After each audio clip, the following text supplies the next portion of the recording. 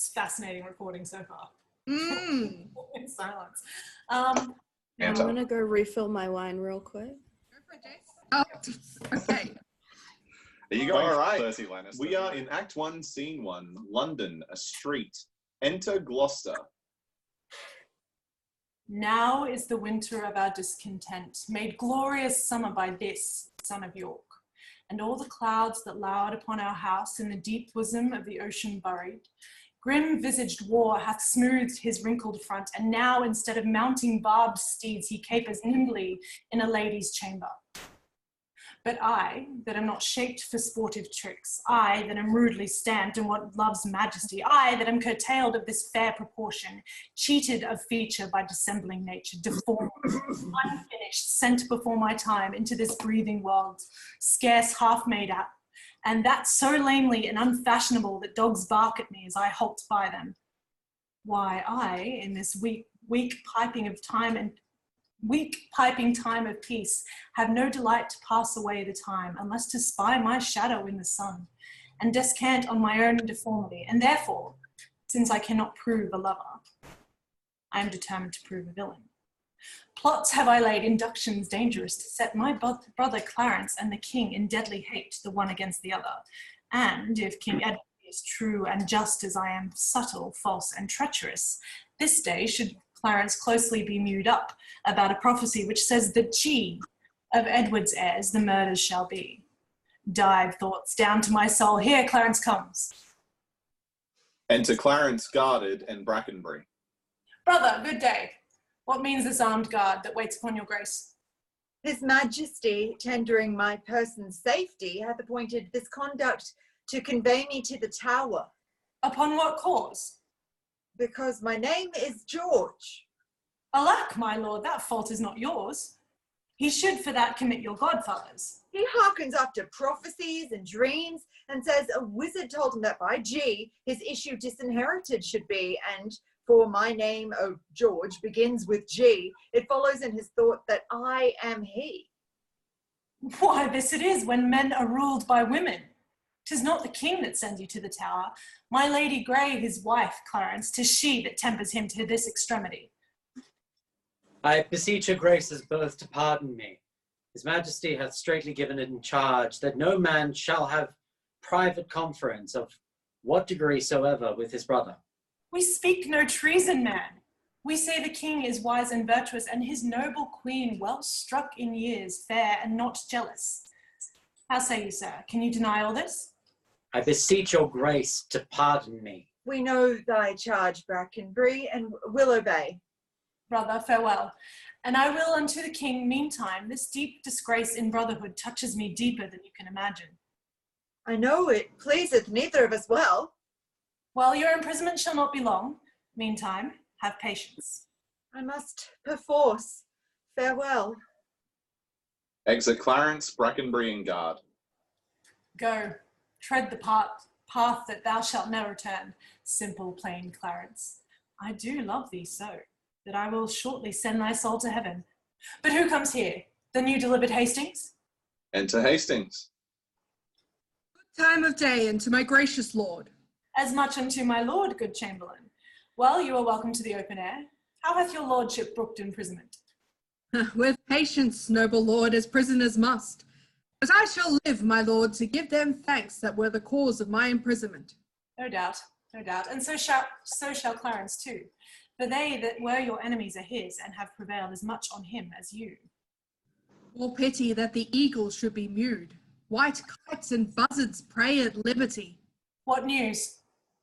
The king is sickly, weak, and melancholy, and his physicians fear him mightily. This is bad news indeed.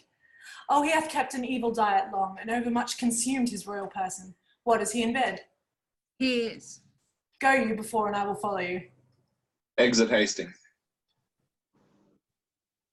He cannot live, I hope, and must not die, till George be packed with post-horse up to heaven.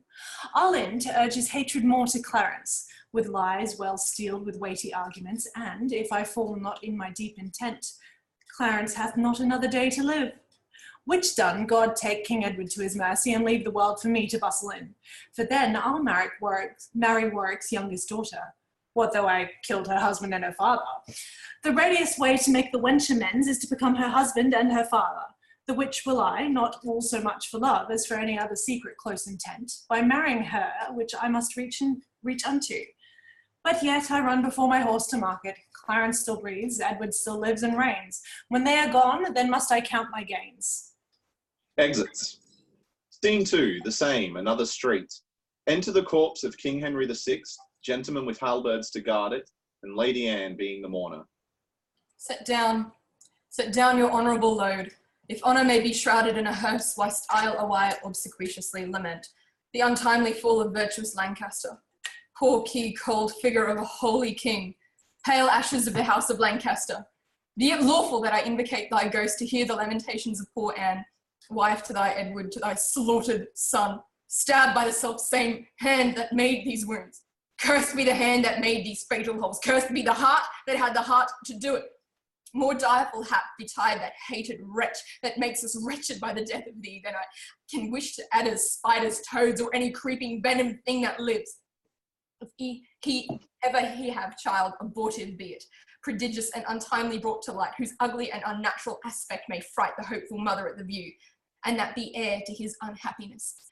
If he ever have wife, let her be he made crumbs, miserable by the death of him, as I am made by my poor lord and thee. And still, as you are weary of the weight, rest you whilst I lament King Henry's cause.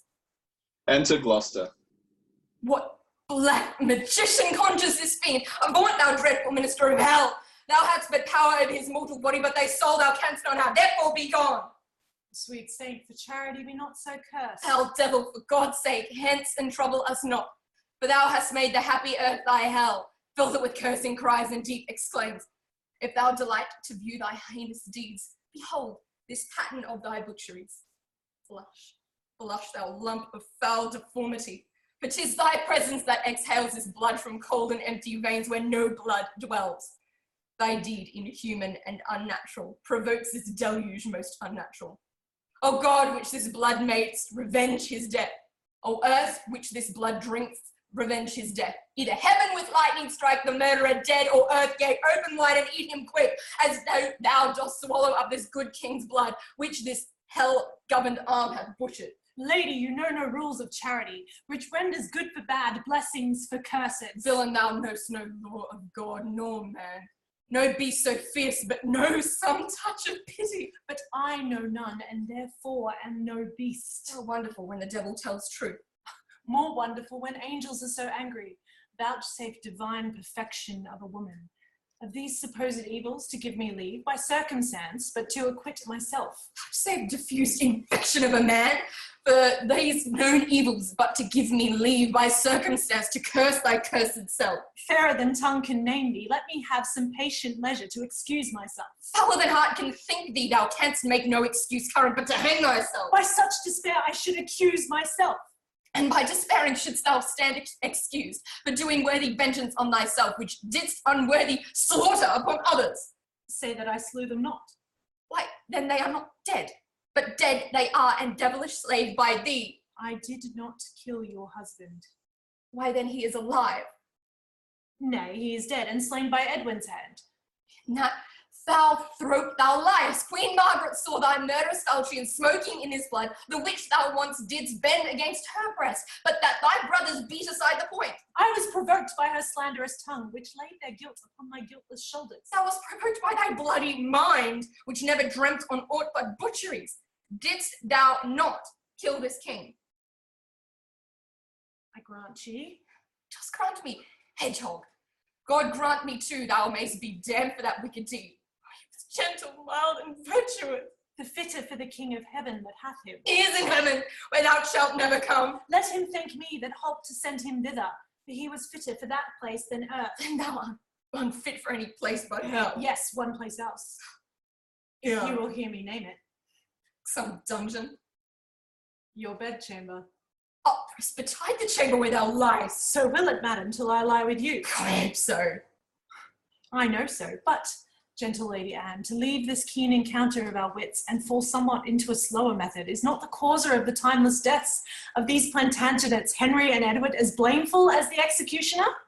Thou art the cause and most accursed effect. Your beauty was the cause of that effect, your beauty which did haunt me in my sleep, to undertake the death of all the world, so I might live 1 hour in your sweet bosom. I thought that.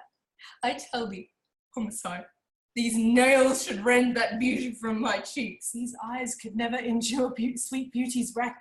You should not blemish it. If I stood by, as all the world is cheered by the sun, so I by that. It is my day, my life. Black night o'ershade thy day, and death thy life. Curse not thyself, fair creature, thou art both.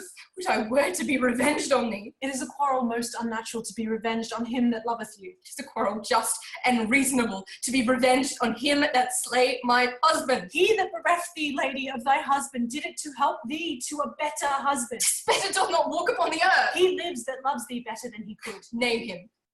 Plantagenet. Why, that was he. That self-same name, but one of better nature. Where is he? Here. Why dost thou spit at me? Would it were mortal poison for thy sake.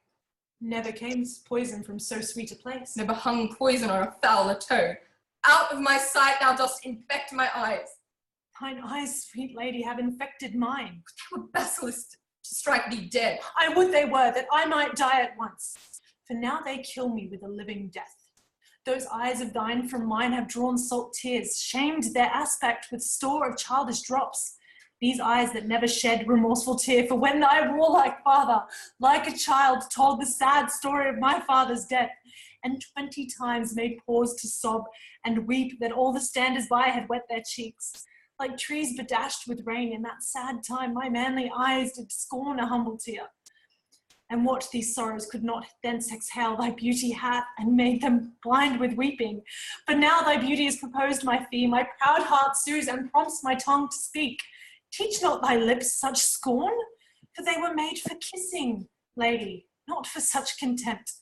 If thy revengeful heart cannot forgive, lo, here I lend thee this sharp-pointed sword, which if thou please to hide in this true bosom, and let the soul forth that adoreth thee, I lay it naked and to the deadly stroke, and humbly beg the death upon my knee. He lays his breast open. She offers at it with his sword. Nay, do not pause, for I did kill King Henry. And 'twas thy beauty that provoked me. Nay, now dispatch, 'twas I that stabbed young Henry, but 'twas thy heavenly face that set me on.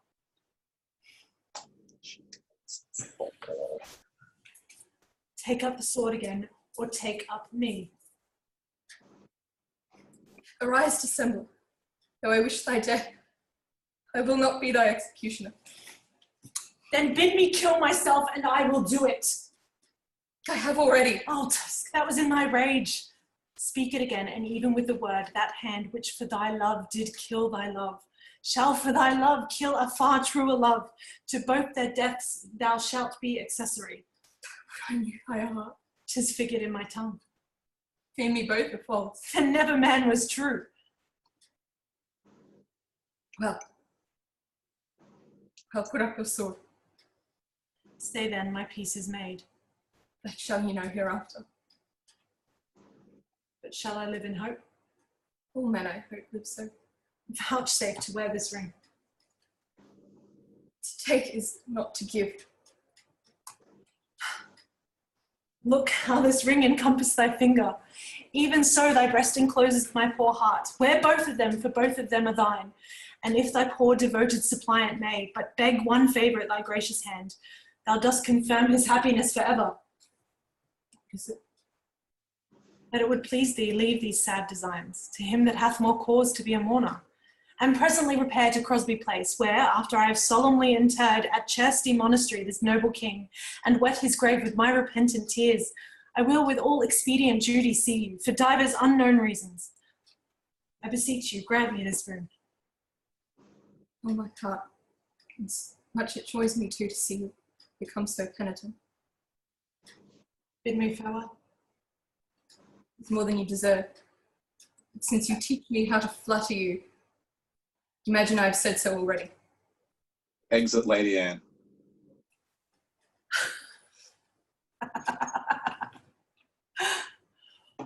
Was ever woman in this humour wooed? Was ever woman in this humour won? I'll have her, but I will not keep her long. What? I that killed her husband and his father to take her in her heart's extremest hate, with curses in her mouth, tears in her eyes, the bleeding witness of her hatred by, having God, her conscience, and his bars against me, and I nothing to back my suit at all, but the plain devil and dissembling looks, and yet to win her all the world to nothing. Hath she forgot already that brave Prince Edward, her lord, whom I some 3 months since stabbed in my angry mood at Tewkesbury? And will she yet debase her eyes on me that cropped the golden prime of this sweet prince and made her widow to a woeful bed? On me that halt and am unshaken thus, my dukedom to a beggarly denier, I do mistake my person all this while. Upon my life she finds, although I cannot, myself to be a marvellous proper man.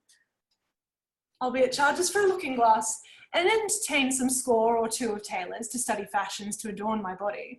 Since I am crept in favour with myself, will maintain it with some little cost, but first I'll turn yon fellow in his grave, and then return lamenting to my love. Shine out, fair sun, till I have bought a glass, that I may see my shadow as I pass. Exits. Scene 3, the palace. Enter Queen Elizabeth, Rivers and Grey. Have patience, sister. There's no doubt His Majesty will soon recover his accustomed health.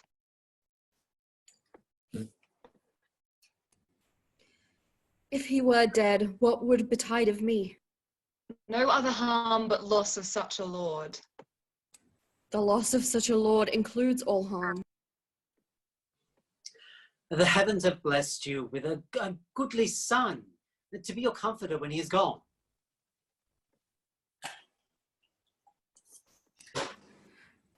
He is young, and his minority is put unto the trust of Richard Gloucester, a man that loves not me nor none of you.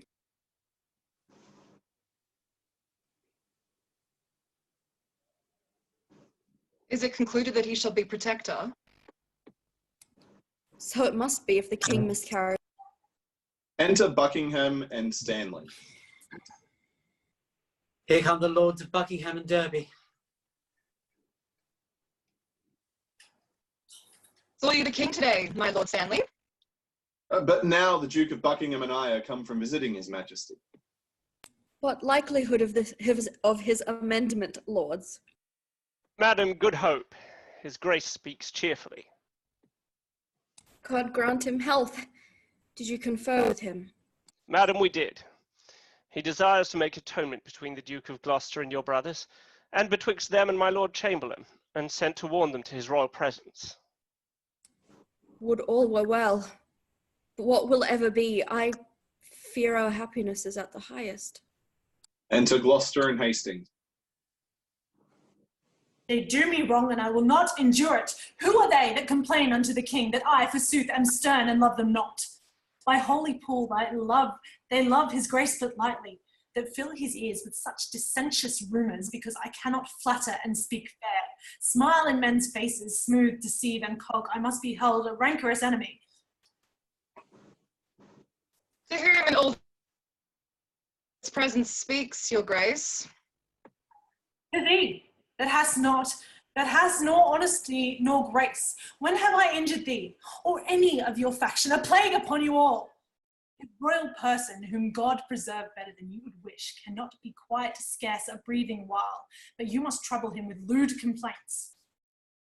Come, come, we know your meaning, brother Gloucester. You envy my advancement and my friends. God grant we never may have need of you. Meantime, God's grant that we have need of you. Your brother is imprisoned by your means, myself disgraced, and the nobility held in contempt.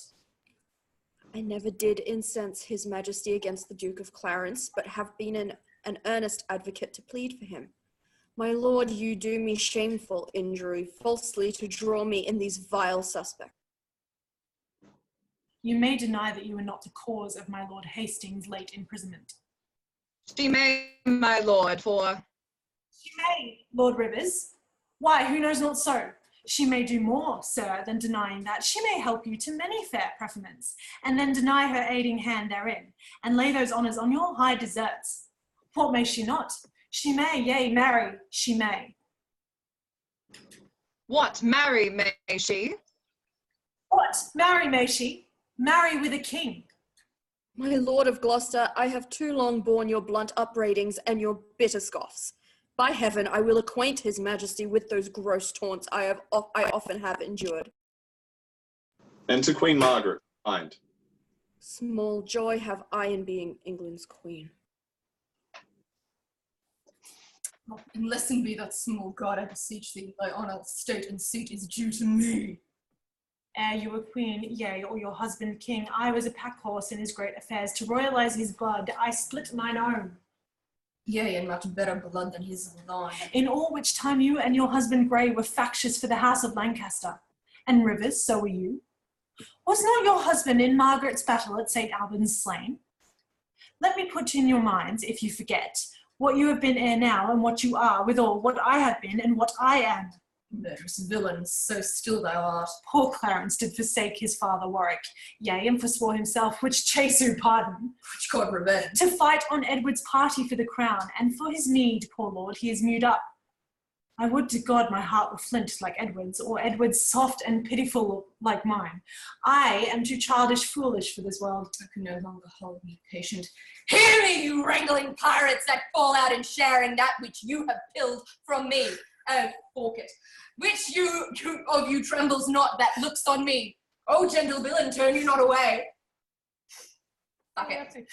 Foul wrinkled witch, wert thou not banished on pain of death? I was, but I do find more pain in banishment than death can yield me here by my abode. A husband and a son now owest to me, and now a kingdom, all of you allegiance. The sorrow that I have by my right is yours, and all the pleasures you usurp are mine. The curse my noble father laid on thee. What were you snarling all before I came, ready to catch each other by the throat? Did York's dread curse prevail so much with heaven, that Henry's death, my lovely Edward's death, their kingdom's loss, my woeful banishment could all but answer for that peevish brat? Can curses pierce the clouds that enter heaven? Long mayst thou live to wail thy children's loss, and see another as I see thee now, decked in thy rights as thou art stalled in mine. Long die thy happy days before thy death, and after many lengthened hours of grief, die neither wife, mother, nor England's queen. Rivers and Dorset, you were standers by, and so wast thou, Lord Hastings, when my son was stabbed with bloody daggers. God, I pray him that none of you may live your natural age, but by some unlooked accident cut off. Have done thy charm, thou hateful withered hag. And leave thee out? Stay, dog, for thou shalt hear me.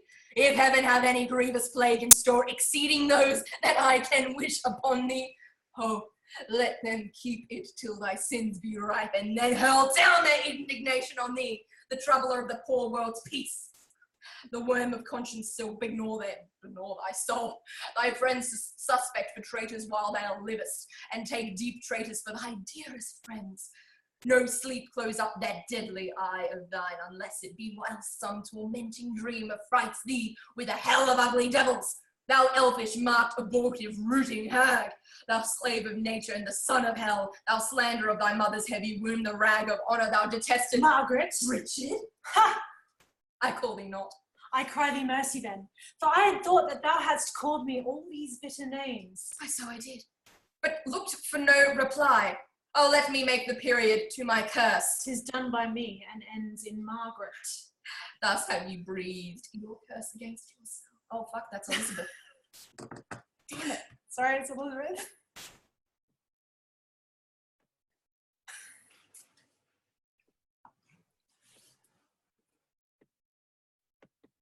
Just saw a coin. Oh, no. Hello. Sorry. Yeah, it's you, sweetie. Oh, she's out again. Okay. There. Poor painted queen, bang flourish for thy of my fortunes. Why strewest thou sugar on that bottled spider whose deadly web ensnareth thee about? Fool, fool, thou whetst a knife to kill thyself. The time will come when thou shalt wish for me to help thee curse that poisonous bunchback toad. False boding woman, end thy frantic curse, lest to thy harm thy move our patience. Foul shame upon you, you have all moved mine. Were you well served, you'd be taught your duty. To serve me well, you all should do me duty. Teach me to be your queen, and you my subjects. Oh, serve me well and teach yourselves that duty.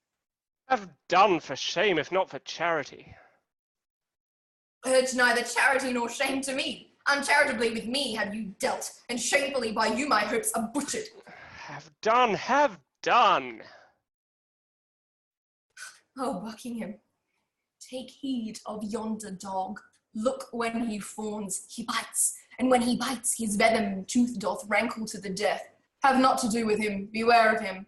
Sin, death, and hell have set their marks on him, and all their ministers attend on him. What doth she say, my Lord Buckingham? Nothing that I respect, my gracious lord. What? Dost thou scorn me for my gentle counsel, and soothe the devil that I warn thee from? Oh, but remember this another day, when he shall split thy very heart with sorrow and say, poor Margaret was a prophetess. 'Tis all. My hair doth stand on end to hear her curses. And so mine. I'm amused why she's at liberty. I cannot blame her. By God's holy mother, she hath had too much wrong, and I repent my part thereof that I have done to her. I never did her any to my knowledge. But you have all the vantage of her wrong. God pardon them that are the cause of it. Enter Catesby. Madam, his majesty doth call for you, and for you, your grace, and you, my noble lords. Catesby, we come. Lords, will you go with us? Madam, we will attend your grace. Exit all but Gloucester. I do the wrong, and first begin to brawl. The secret mischiefs that I set abroad, I lay unto the grievous charge of others. Clarence, whom I indeed have laid in darkness, I do beweep to many simple goals, namely to Hastings, Derby, Buckingham, and say it is the Queen and her allies that stir the King against the Duke my brother. Now, they believe it, and withal wet me to be revenged on rivers Vaughan and Grey. But then I sigh, and with a piece of scripture tell them that God bids us do good for evil, and thus I clothe my naked villainy. Enter two murderers. But soft, here comes my executioners. How now, my hardy, stout, resolved mates, are you now going to dispatch this deed?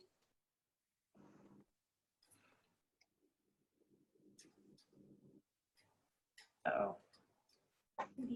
Uh-oh. Be admitted where he I think is. Ricky's frozen. Well thought upon, I have it here about me. But, sirs, be sudden in the execution, with all obdurate, do not hear him plead. For Clarence is well spoken, and perhaps may move your hearts to pity if you mark him. Tush! Fear not, my lord.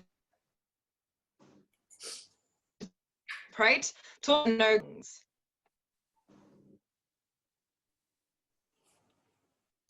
I like you, lads. About your business straight. Go. Go, dispatch. We will, my noble lord. Exit. Scene 4, London Tower. Enter Clarence and Brackenbury. Why looks your grace so heavily today? Oh, I have passed a miserable night, so full of ugly sights, of ghastly dreams, that as I am a Christian, faithful man, I would not spend another such a night. What was your dream? I long to hear you tell it.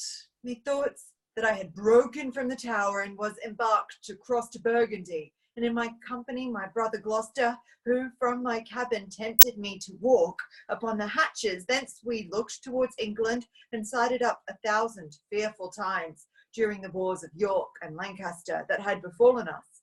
As we paced along upon the giddy footing of the hatches, methought that Gloucester stumbled, and in falling struck me, that thought to stay him overboard into the tumbling billows of the main. Lord, Lord, methought what pain it was to drown. Awake you not with this sore agony. Oh no, my dream was lengthened after life with that grim ferryman which poets write of unto the kingdom of perpetual night. The first that there did greet my stranger soul was my great father-in-law, renowned Warwick, who cried aloud, "What scourge for perjury can this dark monarchy afford false Clarence?" And so he vanished. Then came wandering by a shadow like an angel, and he squeaked out loud, "Clarence is come! False, fleeting, perjured Clarence that stabbed me in the field by Tewkesbury." I, trembling, waked, and for a season after could not believe but that I was in hell. Such terrible impression made the dream. No marvel, my lord. Though it have frightened you, I promise. I am afraid to hear you tell it. Oh, Brackenbury, I have done those things which now bear evidence against my soul, for Edward's sake, and see how he requites me. Oh God, if my deep prayers cannot appease thee, but thou wilt be avenged on my misdeeds, yet execute thy wrath in me alone. Oh, spare my guiltless wife and my poor children. I pray thee, gentle keeper, stay by me. My soul is heavy, and I fain would sleep. I will, my lord. God give your grace good rest. Clarence sleeps. Enter the two murderers.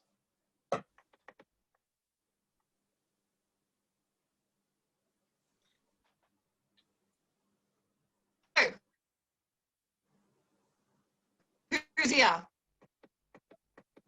In God's name, what are you, and how came you hither? I would speak with Clarence, and I came hither on my legs. Yeah, are you so brief? Oh, sir, it is better to be brief than tedious. Show him our commission, talk no more. Brackenbury reads it. I am in this. Commanded to deliver the noble Duke of Clarence to your hands. Here are the keys. There sits the Duke asleep. Alter the king and signify to him that thus I have resigned my charge to you. Do so. It is a point of wisdom. Farewell. Exit Brackenbury. What? Shall we stab him as he sleeps?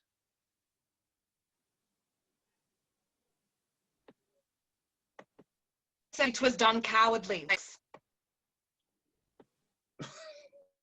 When he wakes?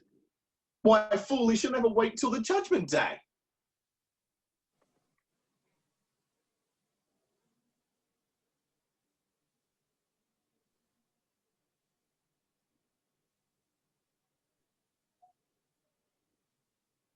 Why?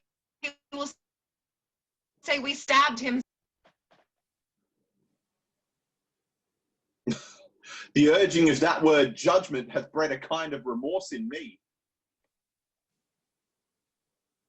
What? Art thou afraid? Not to kill him, having a warrant for it, but to be damned for killing him, from which no warrant can defend us. Back to the Duke of Gloucester. Tell him so. I pray thee, stay a while. I hope my holy humour will change. How dost feel thyself now? Faith, some certain dregs of conscience are yet within me. Remember our reward when the deed done. Ooh. Zoons, he dies. I forgot the reward.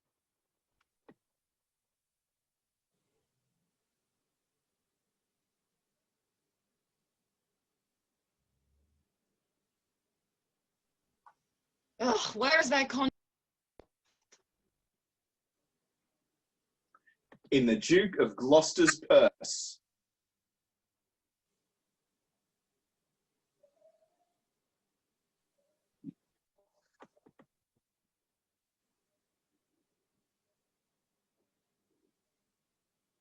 So, opens his purse to give us our reward. Thy conscience full. Let it go. There's few or none will entertain it. Hark! He stirs. Shall I strike? Oh no, first let's reason with him. Where art thou, keeper? Give me a cup of wine. You shall have wine enough, my lord, anon. In God's name, what art thou? A man as you are, But not as I am royal. nor you as we are loyal. How darkly and how deadly dost thou speak? Who sent you hither? Wherefore do you come? To Murder. aye. To You scarcely have the hearts to tell me so, and therefore cannot have the heart to do it.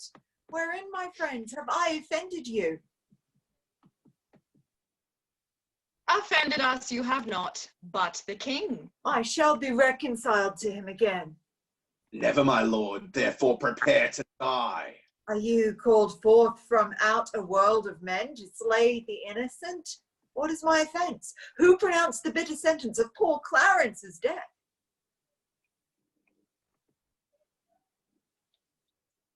Will do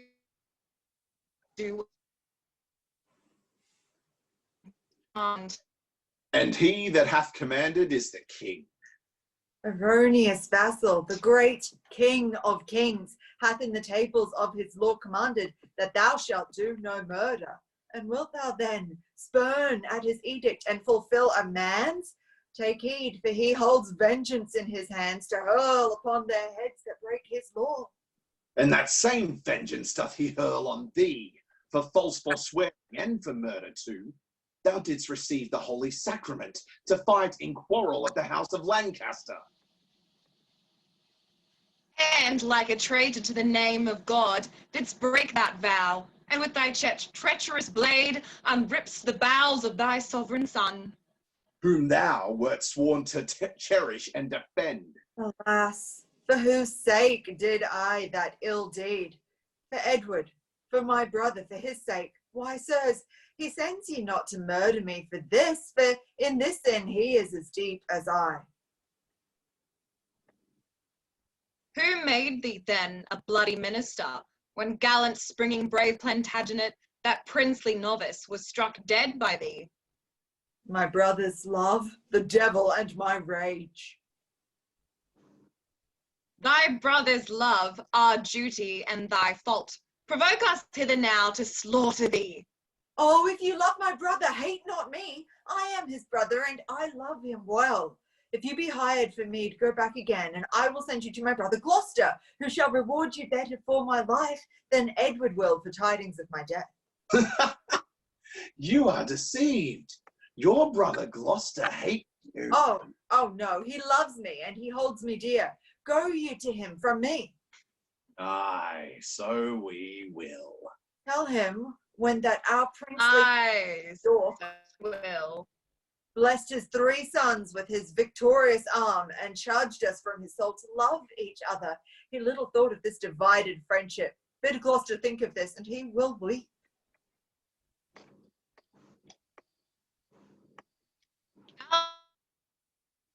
Thyself, 'tis he sent us hither now to slaughter thee. It cannot be, for when I parted with him, he hugged me in his arms and swore with sobs that he would labour my delivery. Why, so he doth. Now he delivers thee from this world's thraldom to the joys of heaven. Aye, sirs, consider that he set you on to do this deed will hate you for the deed. Well, what shall we do? Relent and save your souls. Relent? 'Tis cowardly and womanish. Not to relent is beastly, savage, and devilish. My friend, I spy some pity in thy looks. Come thou on my side and entreat for me, as you would beg were you in my distress. A begging prince, what beggar pities not?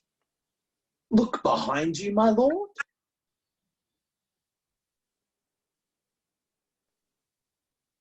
Take that and that, if all this will not do. I'll drown you in the malmsey butt within. With the body. Act Act 2, Scene 1, London, the Palace. A flourish. Enter King Edward IV, sick. Queen Elizabeth, Rivers, Hastings, Buckingham, Grey, and others. Why so? Now I have done a good day's work. You peers, continue this united league.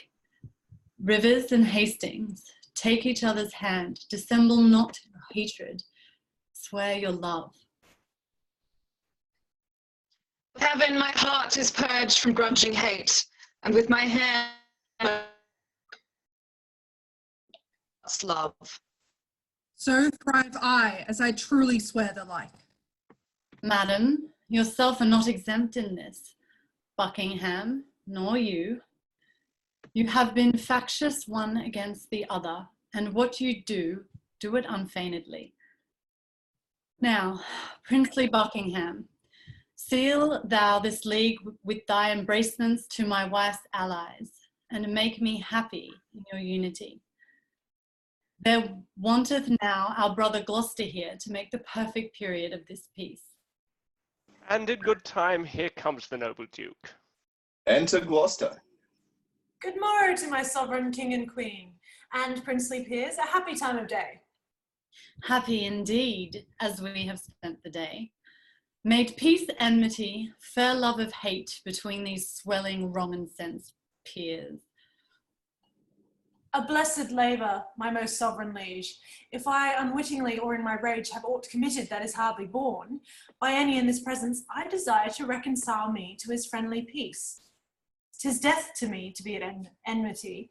I thank my God for my humility.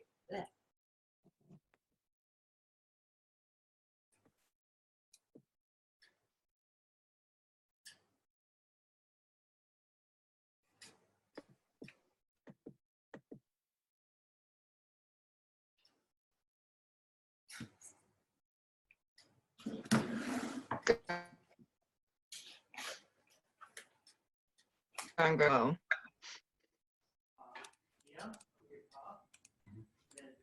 Elizabeth? I would to God all strifes were well compounded. My sovereign liege, I do beseech your majesty to take our brother Clarence to your grace. Why, madam, I have offered love for this, to be so flouted in his royal presence. Who knows not that the noble Duke is dead? You do him injury to scorn his cause. Who knows not he is? Who knows he is? All-seeing heaven, how well this is. Look I so pale, Lord Hastings, as the rest? Aye, my good lord, and no one in this presence but his red colour hath forsook his cheeks. Is Clarence dead? The order was reversed. But he, poor soul, by your first order died. Some tardy cripple bore the counterman that came too lag to see him buried. My brother slew no man. His fault was thought, and yet his punishment was cruel death. Who sued to me for him? Who, in my rage, kneeled at my feet and bade me be advised? Who spake of brotherhood? Who spake of love? All this from my remembrance, brutish wrath sinfully plucked, and not a man of you had so much grace to put it in my mind? Nor I, ungracious, speak unto myself for him. Poor soul. The proudest of you all have been beholding to him in his life, yet none of you would once plead for his life. Oh God, I fear thy justice will take hold on me, and you, and mine, and yours for this. Come, Hastings, help me to my closet.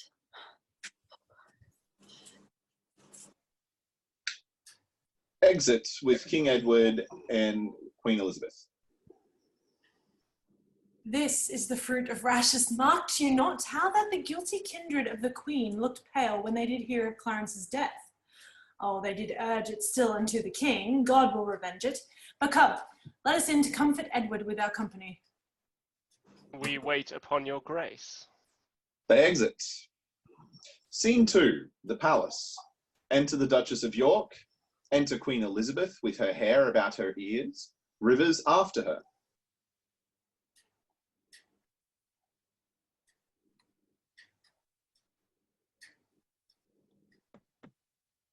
Oh, who shall hinder me to wail and weep, to chide my fortune and torment myself?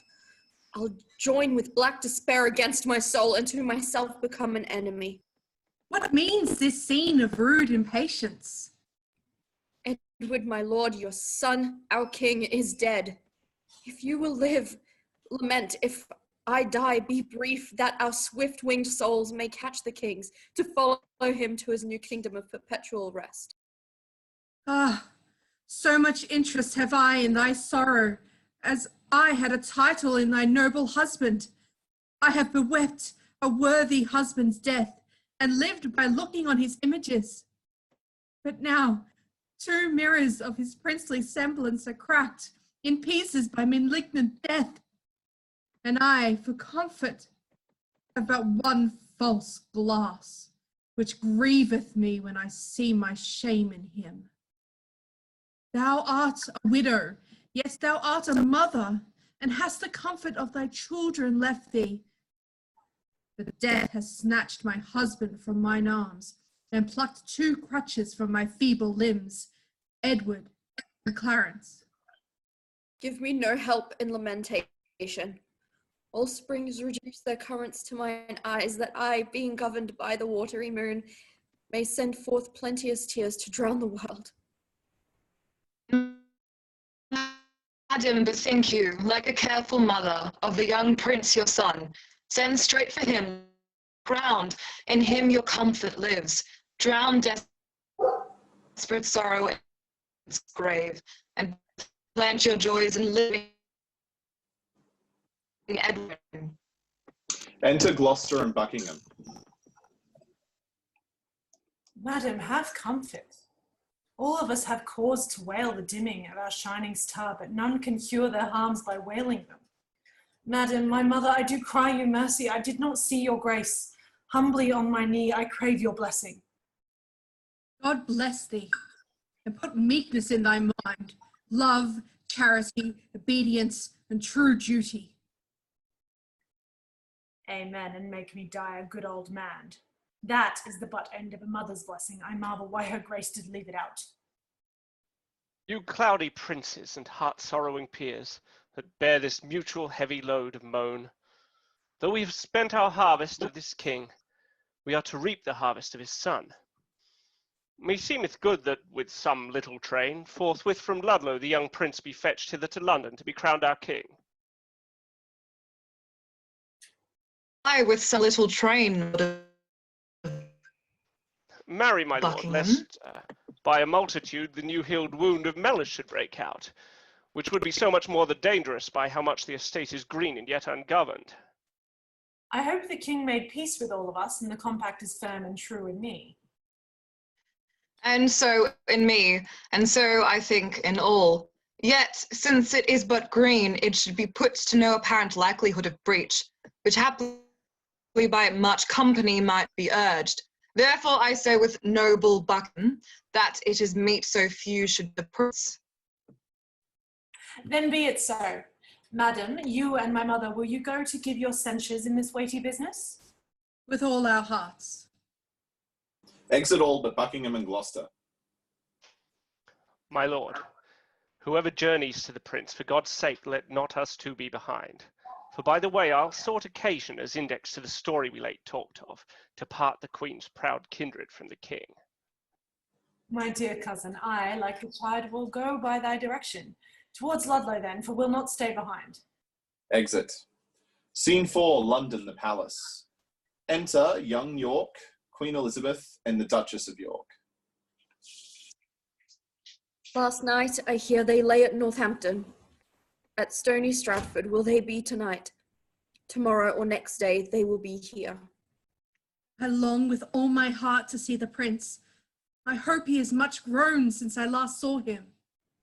They say my son of York hath most overta'en him in his growth.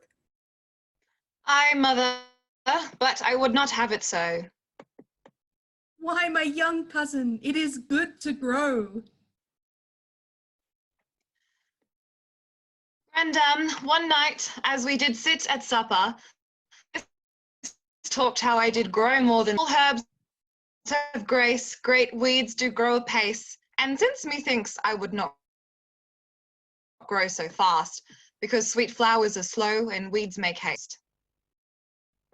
Faith, the saying did not hold in him that did object the same to thee.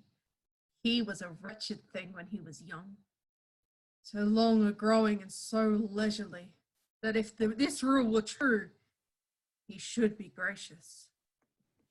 Apollos, boy, go to, you are too shrewd. Oh, good madam, do not be angry with the child. Enter a messenger. Here comes a messenger. What news?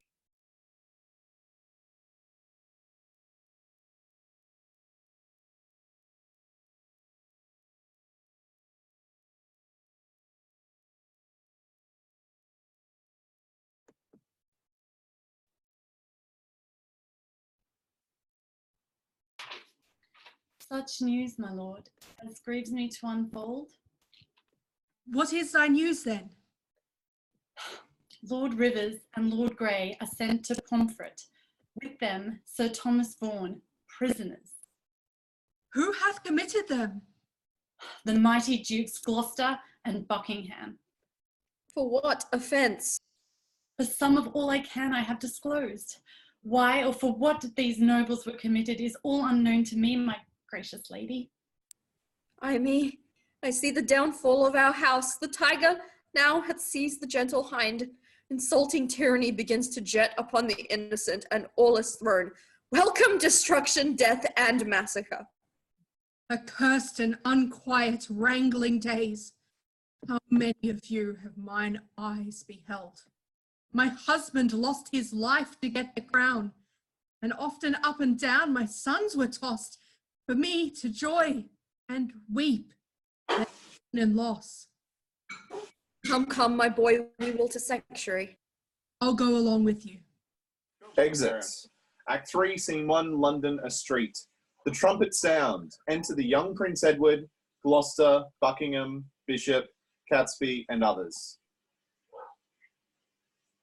Welcome, sweet prince, to London, to your chamber. Welcome, dear cousin. My thoughts sovereign, the weary way hath made you melancholy. No, uncle, but our crosses on the way have made it tedious, wearisome, and heavy. I want more uncles here to welcome me. Sweet prince, the untainted virtue of your years hath not yet dived into the world's deceit. Nor more can you distinguish of a man than of his outward show, which God he knows seldom or never jumpeth with the heart. Those uncles which you want were dangerous. God keep you from them, and from such false friends. God keep me from false friends, but they were none. My lord, the Mayor of London comes to greet you. Enter the Lord Mayor and his train. God bless your grace with health and happy days. I thank you, good my lord, and thank you all. I thought my mother and my brother York would long ere have met us on the way. Why, what a slug is Hastings that he comes not to tell us whether they will come or no. Enter Hastings. And in good time, here comes the sweating lord. Welcome, my lord. Will our mother come?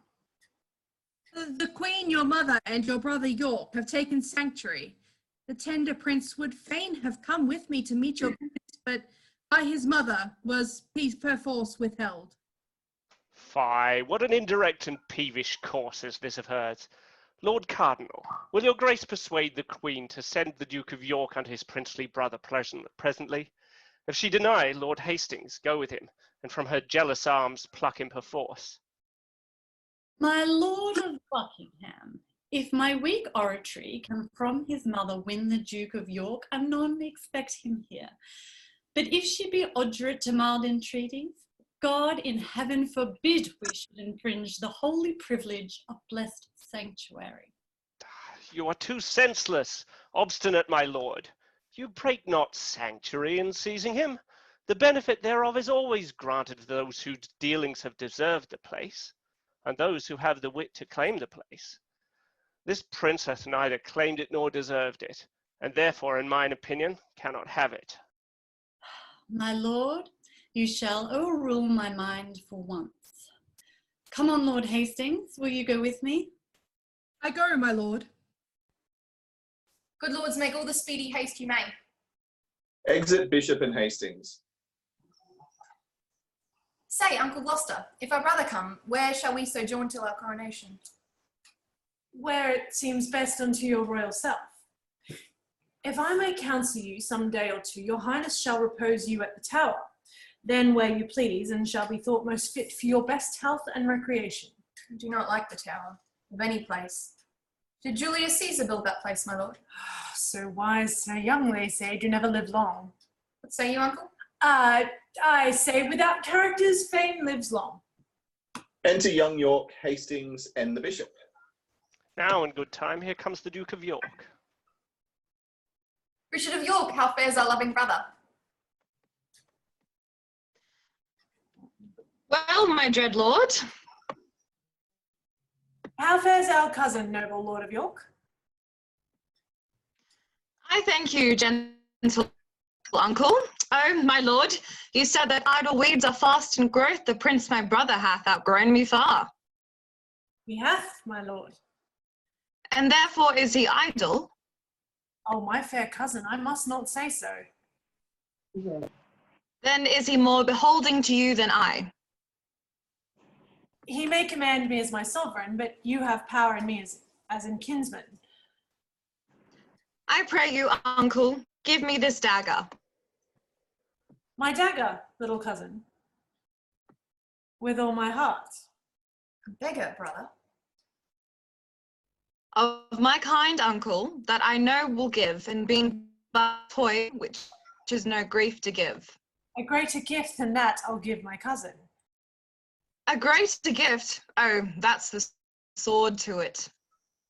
Ah, gentle cousin, wear it light enough.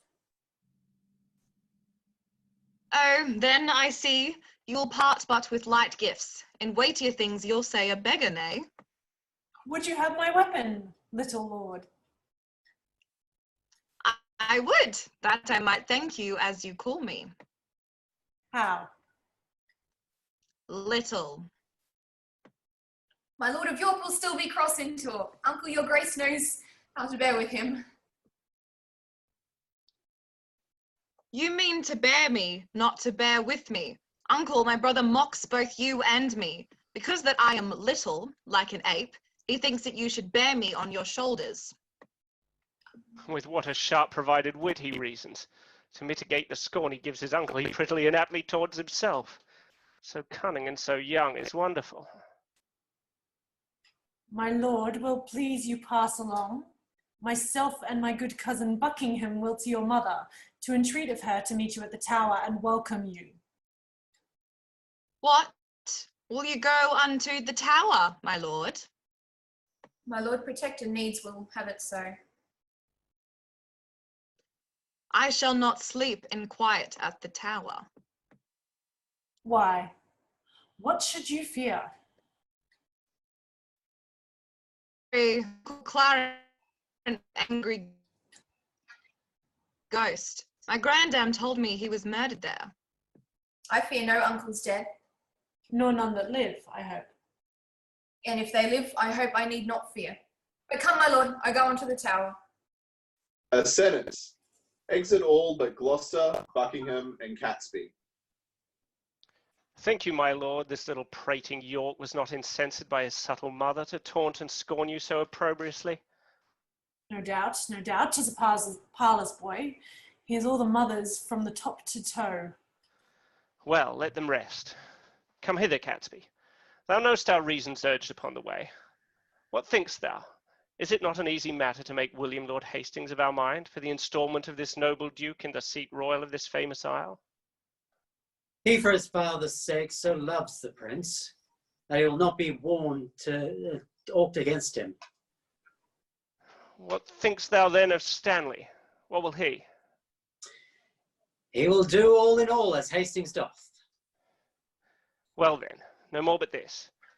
Go, gentle Catesby, and as it were far off, sound thou Lord Hastings, how doth he stand affected to our purpose, and summon him tomorrow to the Tower to sit about the coronation. If thou dost find him tractable to us, encourage him, and show him all our reasons. If he be leaden, be thou so too, and so break off your talk, and give us notice of his inclination. For we tomorrow hold divided councils, wherein thyself shalt highly be employed. Commend me to Lord William. Tell him, Catesby, his ancient knot of dangerous adversaries, tomorrow I'll let blood at Pomfret Castle. My good lords both, with all heed that I may. Exit Catesby. Now, my lord, what shall we do if we perceive Lord Hastings will not yield to our complots? Chop off his head, man. Somewhat we will do, and look, when I am king, claim now of me the Earl of Hereford. I'll claim that promise at your grace's hands. And look to have it yielded with all willingness. Exit. Scene 2, before Lord Hastings' house. Enter Hastings and Catesby. Many good morrows, my noble lords.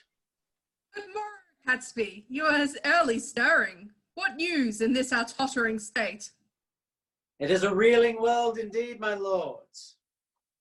And I believe 'twill never stand upright until Richard wear the garland of the realm. How? Wear the garland? Dost thou mean the crown? Aye, my good lord. I'll have this crown of mine cut from my shoulders ere I will see the crown so foul misplaced. But canst thou guess that he does aim at it? Aye, on my life, and hopes to find forward upon his party for the game thereof. Thereupon he sends you this good news, that this same very day your enemies, the kindred of my queen, must die at Pomfret. Indeed, I am no mourner for that news, but I'll give my voice on Richard's side, to bar my master's heirs in this true descent. God knows I will not do it to the death. God keep your lordship in that gracious mind.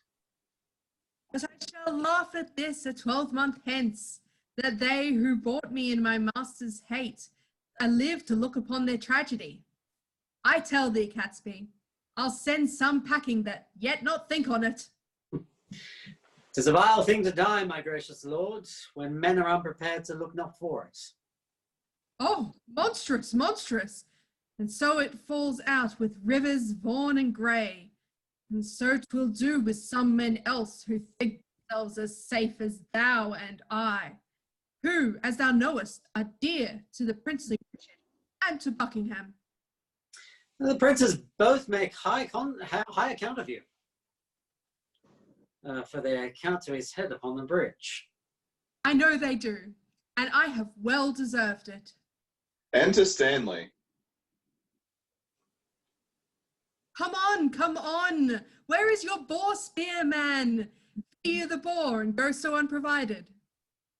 Catesby, you may jest on, but by the holy rood, I do not like these several councils, My lord, I hold my life as dear as you do yours. Thank you, but that I know our state secure, would I be so triumphant as I am? The lords at Pomfret, when they rode from London, were jocund, and supposed their state was sure, and they indeed had no cause to mistrust. But yet, you see how soon the day o'ercast. Pray God, I say, I prove a needless coward. What, shall we toward the tower?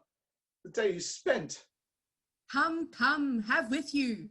Today the lords you talk of are beheaded. They, for their truth, might better wear their heads than some that have accused wear their hats. But come, my lord, let us away. Enter the Bishop of Ely. Go on before, I'll talk to this good fellow. Exit Stanley and Catesby. How now, Sirrah? How goes the world with thee?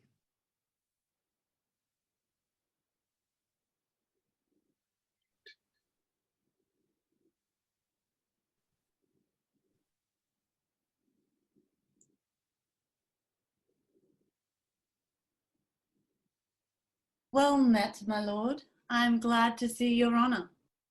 I thank thee, good bishop, with all my heart. I am in your debt for your last exercise. Come next Sabbath, and I will content you.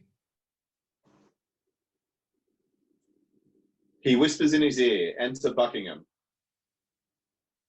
What, talking with the priest, Lord Chamberlain? Your friends at Pomfret, they do need the priest. When I met this holy man, those men you talk of came to my mind. Go you towards the tower? I do, my lord. But long I shall not stay. I shall return before your lordship thence. 'Tis like enough, for I stay dinner there. And supper too, although thou knowest it not. Come, will you go? I'll wait upon your lordship. Exit. Scene 3, Pomfret Castle. Enter Ratcliffe with halberds, carrying Rivers and Grey to death.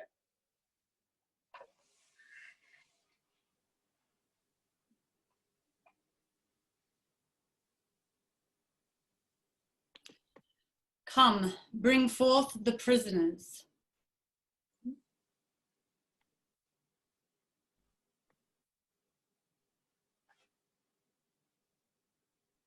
So shalt thou behold he.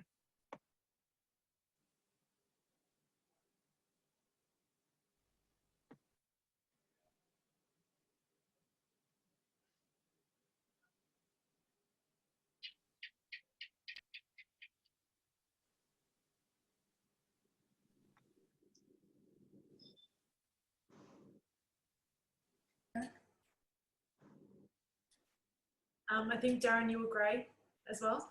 We changed. Yeah, hear the last line. Oh, good. God keep the prince. God keep the prince from all the pack of you.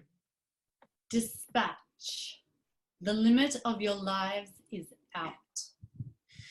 Now Margaret's curse is fallen upon our heads for standing by when Richard stabbed his son. Then cursed she Hastings, then cursed she Buckingham, then cursed she Richard. Be satisfied, dear God, thou true blood, which, as thou justly must be Make haste. The built. hour of death is expiate. Come, let us embrace and take our leave until we Exit. Scene 4, the Tower of London. Enter Buckingham, Mayor, Hastings, the Bishop of Ely, Stanley with others, and take their seats at a table.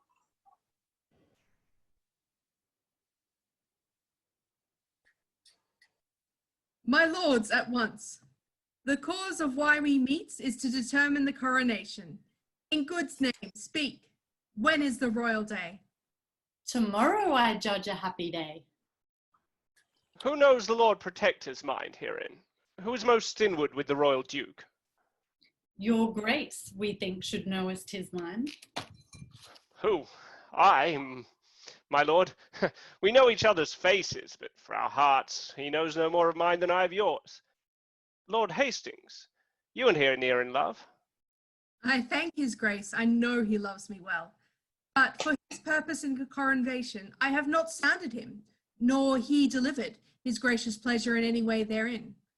But you, my noble lords, may name the time, and on the Duke's behalf, I'll give my voice. Enter Gloucester. Now, in good time, here comes the Duke himself.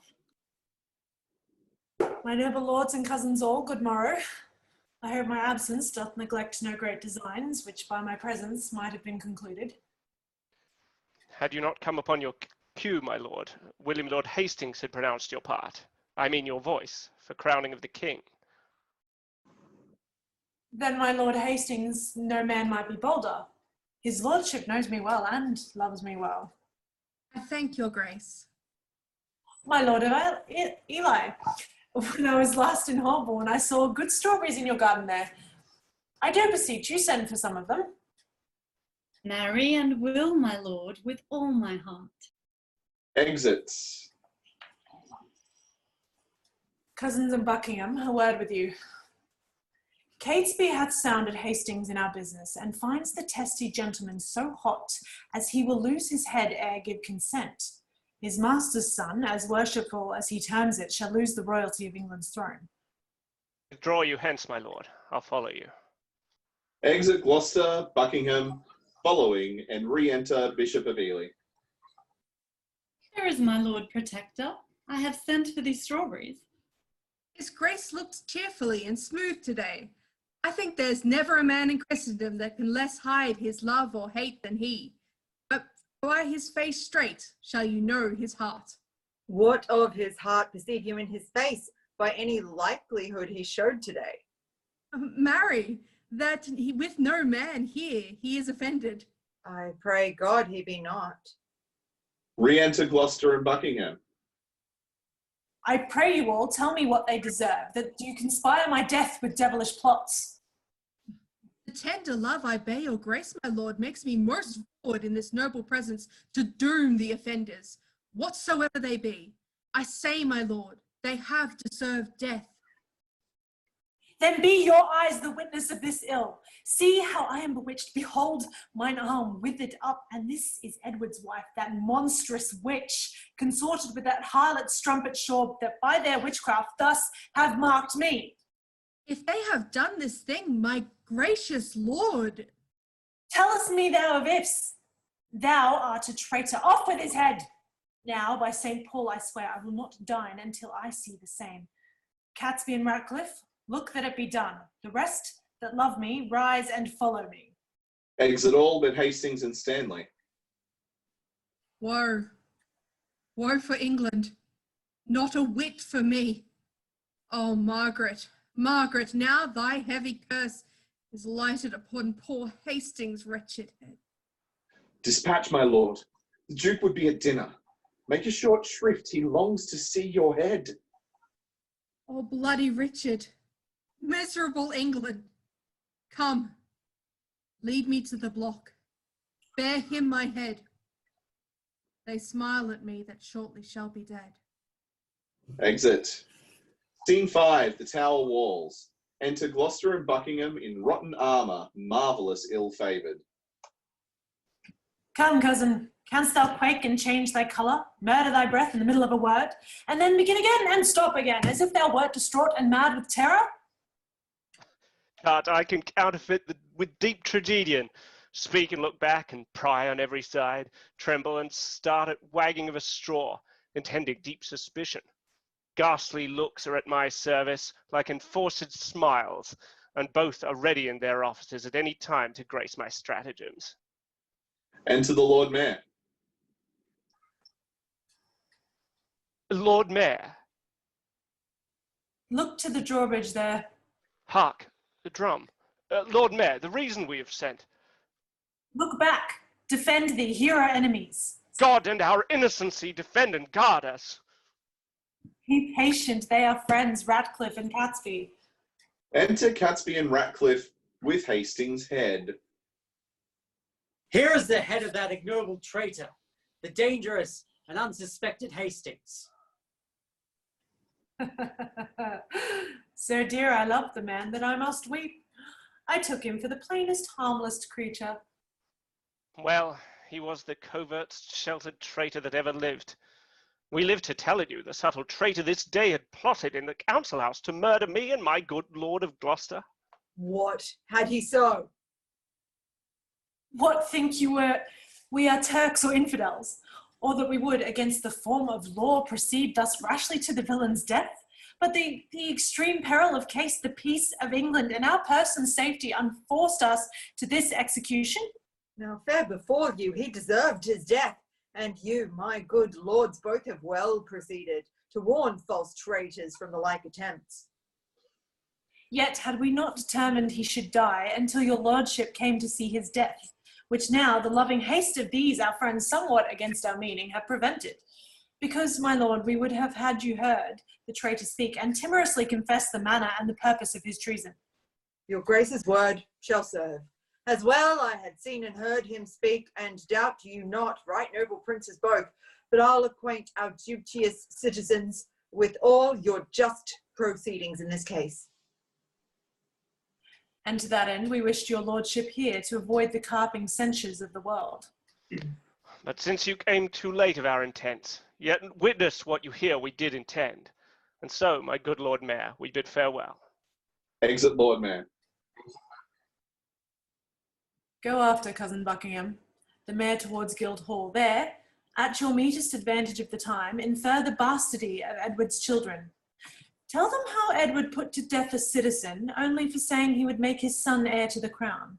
Moreover, urge his hateful luxury and bestial appetite in change of lust, which stretched to their servants, daughters, wives, even where his lustful eye or savage heart, without control, listed to make his prey. Fear not, my lord, I'll play the orator. And so, my lord, adieu. If you thrive well, bring them to Baynard's Castle, where you shall find me well accompanied with reverend fathers and well-learned bishops. I go, and towards 3 or 4 o'clock, look for the news that the Guildhall affords. Exit Buckingham.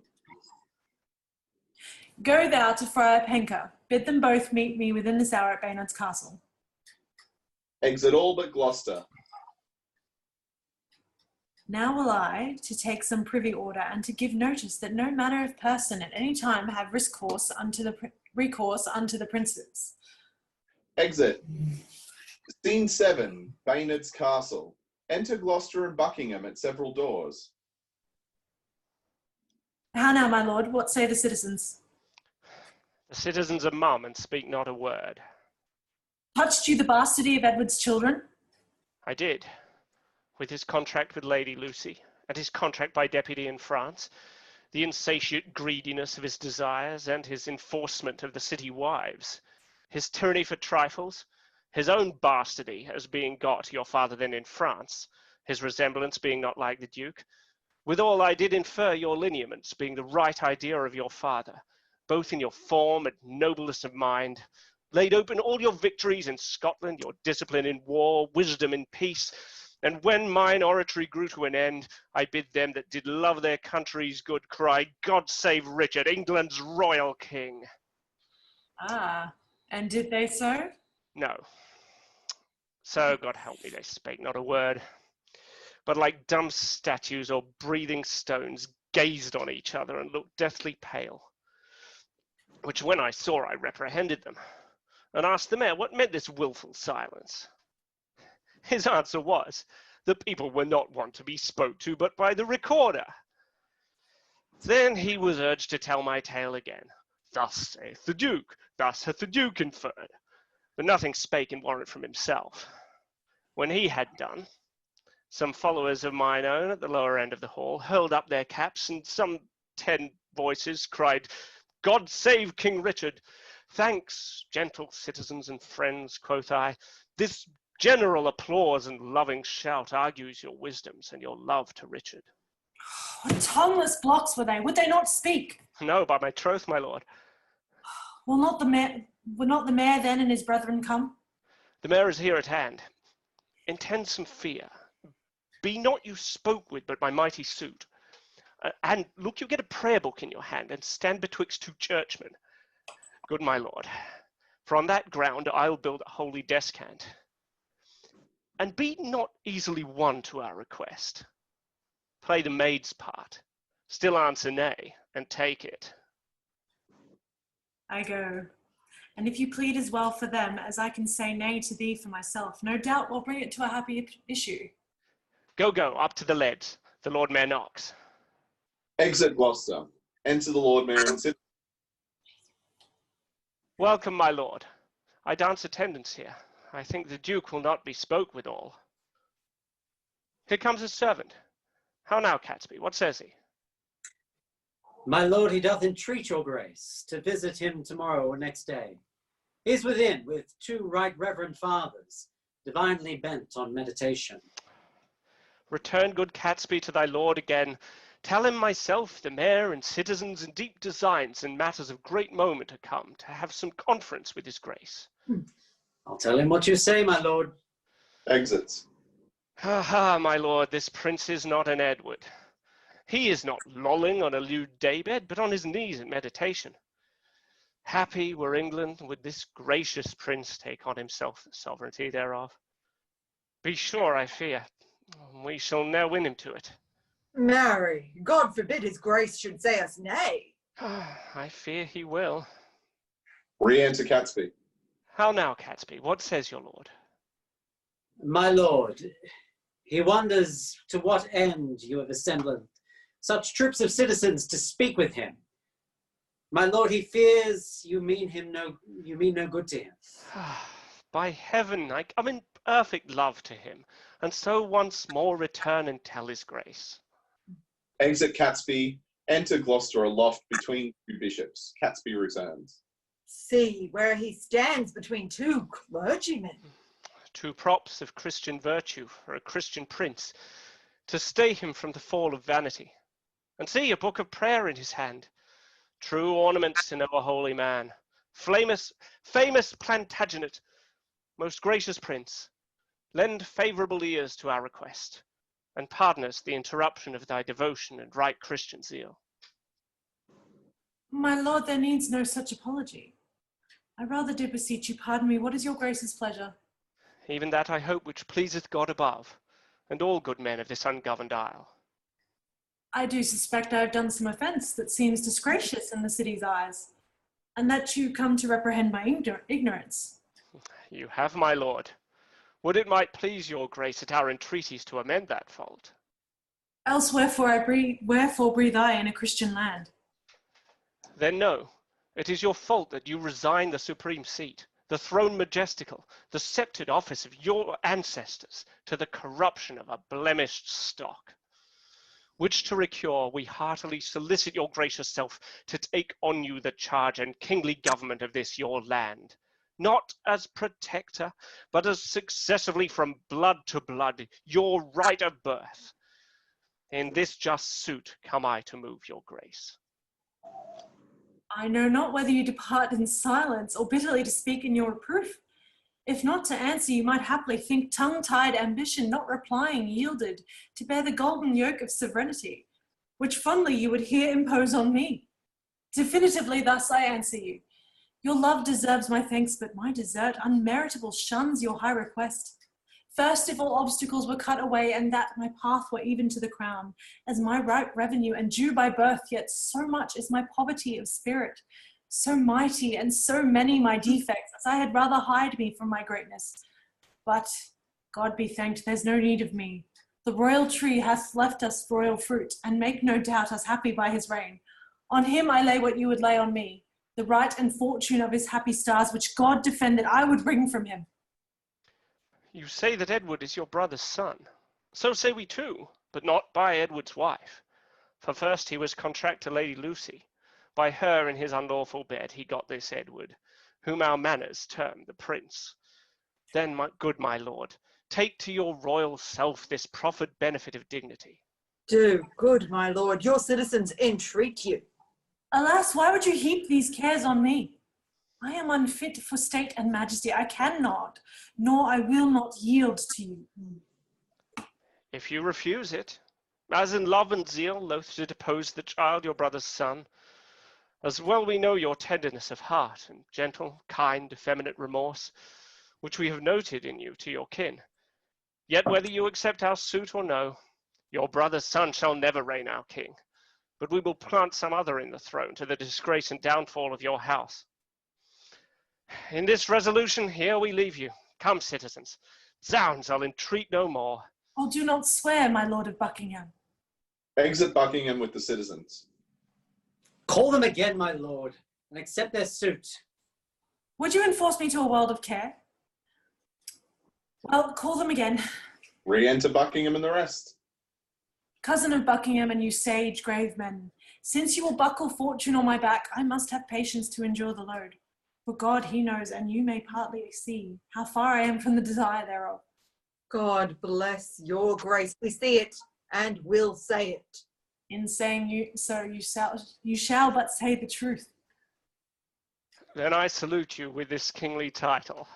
Long live Richard, England's royal king. Amen. Tomorrow will it please you to be crowned? Even when you please, since you will have it so. Tomorrow then, we will attend your grace, and so most joyfully we take our leave. Act 4, Scene 1, before the Tower. Enter on one side Queen Elizabeth, Duchess of York, On the other, Anne, Duchess of Gloucester. Who meets us here? Now, for my life, she's wandering to the tower. Daughter, well met. God give your graces both a happy and joyful time of day. As much to you, good sister. Whither away? No farther than the tower, and as I guess upon the like devotion as yourselves to congratulate the gentle princes there.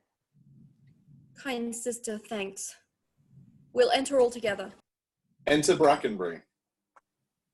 And in good time, here the lieutenant comes. Master Lieutenant, how doth the prince...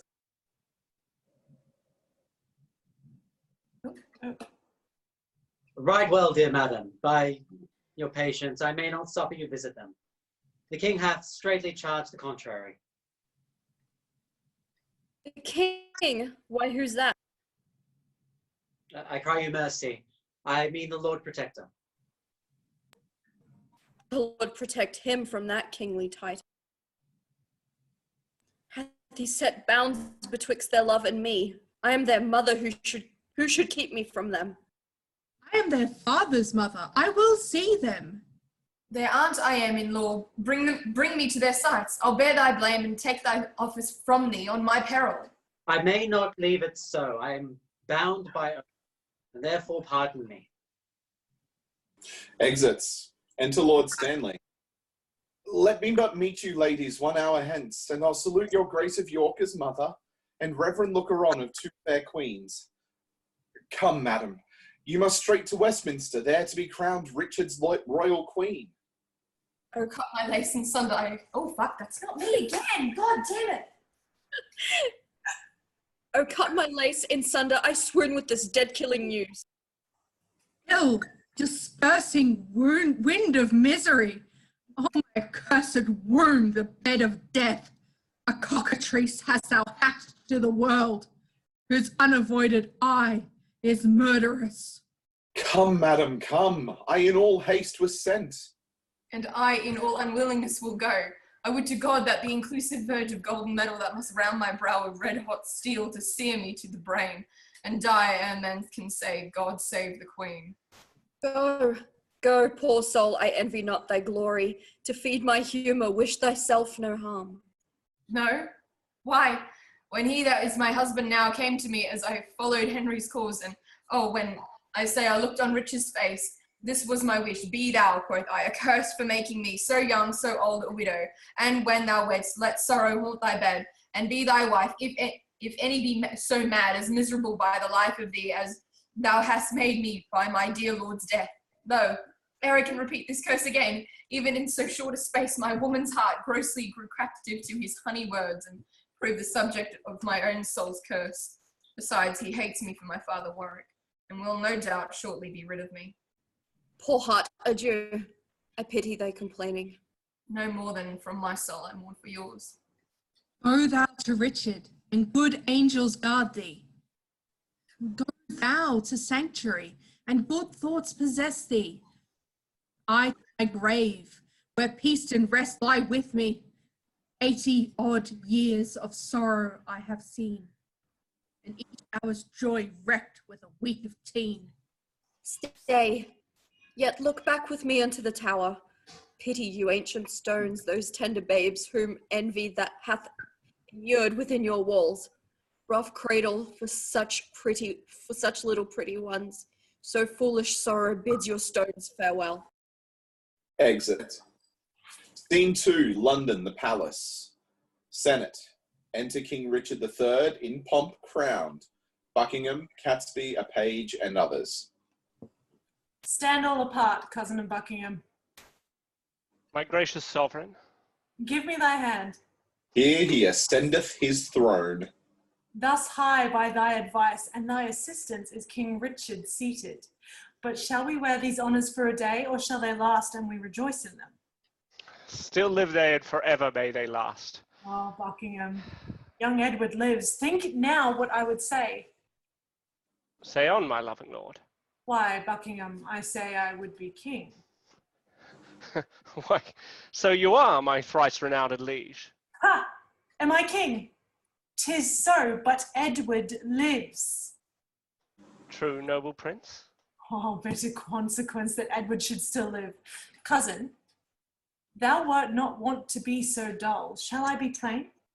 I wish the bastard's dead, and I would have it suddenly performed. What sayest thou? Speak suddenly, be brief. Your grace may do your pleasure. Say, have I thy consent that they shall die? I will resolve your grace immediately. Exits. I will converse with iron-witted fools. High-reaching in Buckingham grows circumspect. Catesby, My lord, knowest thou not any whom corrupting gold would tempt into a close exploit of death? my lord, I know a discontented gentleman whose humble means match not his haughty mind. Gold were as good as 20 orators and will no doubt tempt him into anything. What is his name? His name, my lord, is Tyrell. I partly know the man. Go, call him hither. Exit Catesby. The deep, revolving, witty Buckingham no more shall be the neighbour to my counsel. Hath he so long held out with me untired, and stops me now for breath? Enter Stanley. How now? What news with you? My lord, I hear the Marquis Dorset fled to Richmond, in those parts beyond the sea where he abides. He stands apart, re-enter Catesby. Catesby, My lord, rumour it abroad that Anne, my wife, is sick and like to die. I will take order for her keeping close. Look how thou dreamest about it, for it stands me much upon to stop all hopes whose growth may damage me. I must be married to my brother's daughter, or else my kingdom stands on brittle glass. Murder her brothers and then marry her. Uncertain way of game, but I am so far in blood that sin will pluck on sin. Tear falling, pity dwells not in this eye. Enter Tyrell. Is thy name Tyrell? James Tyrell, and your most obedient subject. Art thou indeed? Darest thou resolve to kill a friend of mine? Aye, my lord, but I had rather kill 2 enemies. Aye, there thou hast it. 2 deep enemies, Tyrell. I mean those bastards in the tower. Let me have open means to come to them, and soon I'll rid you from the fear of them. Thou singest sweet music. There is no more but so. Say it is done, and I will love thee and prefer thee too. 'Tis done, my gracious lord. Exit Tyrell, re-enter Buckingham. My lord, I have considered in my mind the late demand that you did sound me in. Well, let that pass. Dorset is fled to Richmond. I hear that news, my lord. Stanley, here's your wife's son well. Look to it. My lord, I claim your gift, my due by promise, for which your honour and your faith is pawned, the earldom of Hereford, which you promised. Stanley, look to your wife. If she convey letters to Richmond, you shall answer it. What says your highness to my just demand? As I remember, Henry VI did prophesy that Richmond should be king. My lord, How chance the prophet could not at that time have told me, I being by, that I should kill him? my lord, your promise for the earldom. Richmond!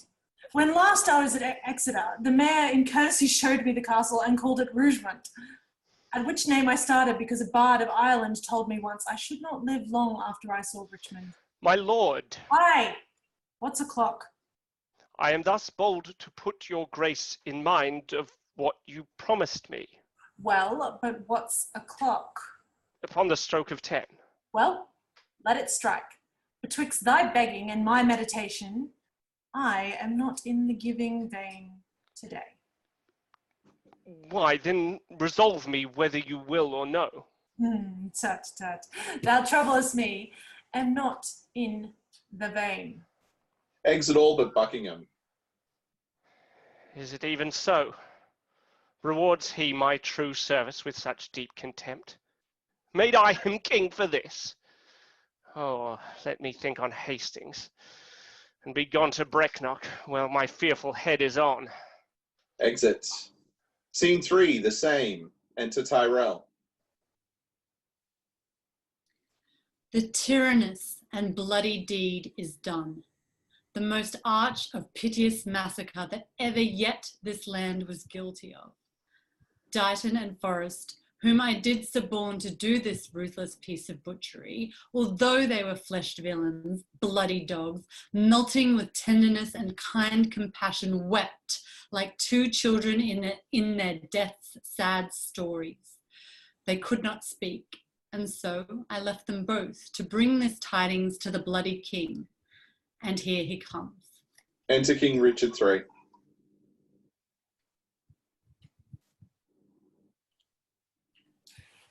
Kind Tyrrell, am I happy in thy news? If to have done the thing you gave in charge beget your happiness, be happy then, for it is done, my lord. But didst thou see them dead? I did, my lord. And buried, gentle Tyrrell? The chaplain of the tower hath buried them. Come to me, Tyrrell, soon after supper, and thou shalt tell the process of their death. Meantime, but think how I may do thee good and be inheritor of thy desire. Farewell till soon. Exit Tyrrell. The sons of Edward sleep in Abraham's bosom, and Anne, my wife, hath bid the world good night. Now, for I know the Breton Richmond aims at young Elizabeth, my brother's daughter, and by that knot looks proudly over the crown. To her I go, a jolly thriving wooer. Enter Catesby. My lord. Good news or bad that thou comest in so bluntly? Bad news, my lord. Eli has fled to Richmond, and Buckingham, backed with the hardy Welshmen, is in the field, and still his power increaseth. Eli with Richmond troubles me more near than Buckingham and his rash levied army. Come, muster men, my counsel is my shield. We must be brief when traitors brave the field. Exit. Scene 4, before the palace. Enter Queen Margaret. So, now prosperity begins to mellow and drop into the rotten mouth of death. Here in these confines, slyly have I lurked, to watch the waning of my adversaries. A dire induction am I witness to, and will to France, hoping the consequence will prove as bitter, black, and tragical. Withdraw thee, wretched Margaret, who comes here. Enter Queen Elizabeth and the Duchess of York. Ah, my young princes, ah, my tender babes, if yet your gentle souls fly in the air, hover about me with your airy wings and hear your mother's lamentation. So many miseries have crazed my voice, that my woe-wearied tongue is mute and dumb. Edward Plantagenet, why art thou dead? Plantagenet doth quit Plantagenet. Edward for Edward pays a dying debt. When didst thou sleep when such a deed was done? When holy Harry died and my sweet son. Brief, abstract, and record of tedious days, rest thy unrest on England's lawful earth, unlawfully made drunk with innocent's blood. Oh, that thou... Oh, yeah, no, that is me. Oh, fucking stop! It's inside God! Oh, that thou wouldst as well afford a grave as thou canst yield a melancholy seat. Then would I hide my bones, not rest them there. Oh, who hath any cause to mourn but I? It's Margaret. If ancient sorrow be most reverend, give mine the benefit of seniority. Tell over your woes again by viewing mine. I had an Edward, till a Richard killed him. I had a Harry, till a Richard killed him. Thou hadst an Edward, till a Richard killed him. Thou hadst a Richard, till a Richard killed him. I had a Richard too, and thou didst kill him. I had a Rutland too, thou helpst to kill him. Thou hadst a Clarence too, and Richard killed him. From forth the kennel of thy womb hath crept a hellhound that doth hunt us all to death. O Harry's wife, triumph not in my woes. God witness with me, I have wept for thine. Bear with me, I am hungry for revenge. And now I cloy with me with beholding it. Thy Edward, he is dead, that stabbed my Edward. Thy other Edward dead, to quit my Edward.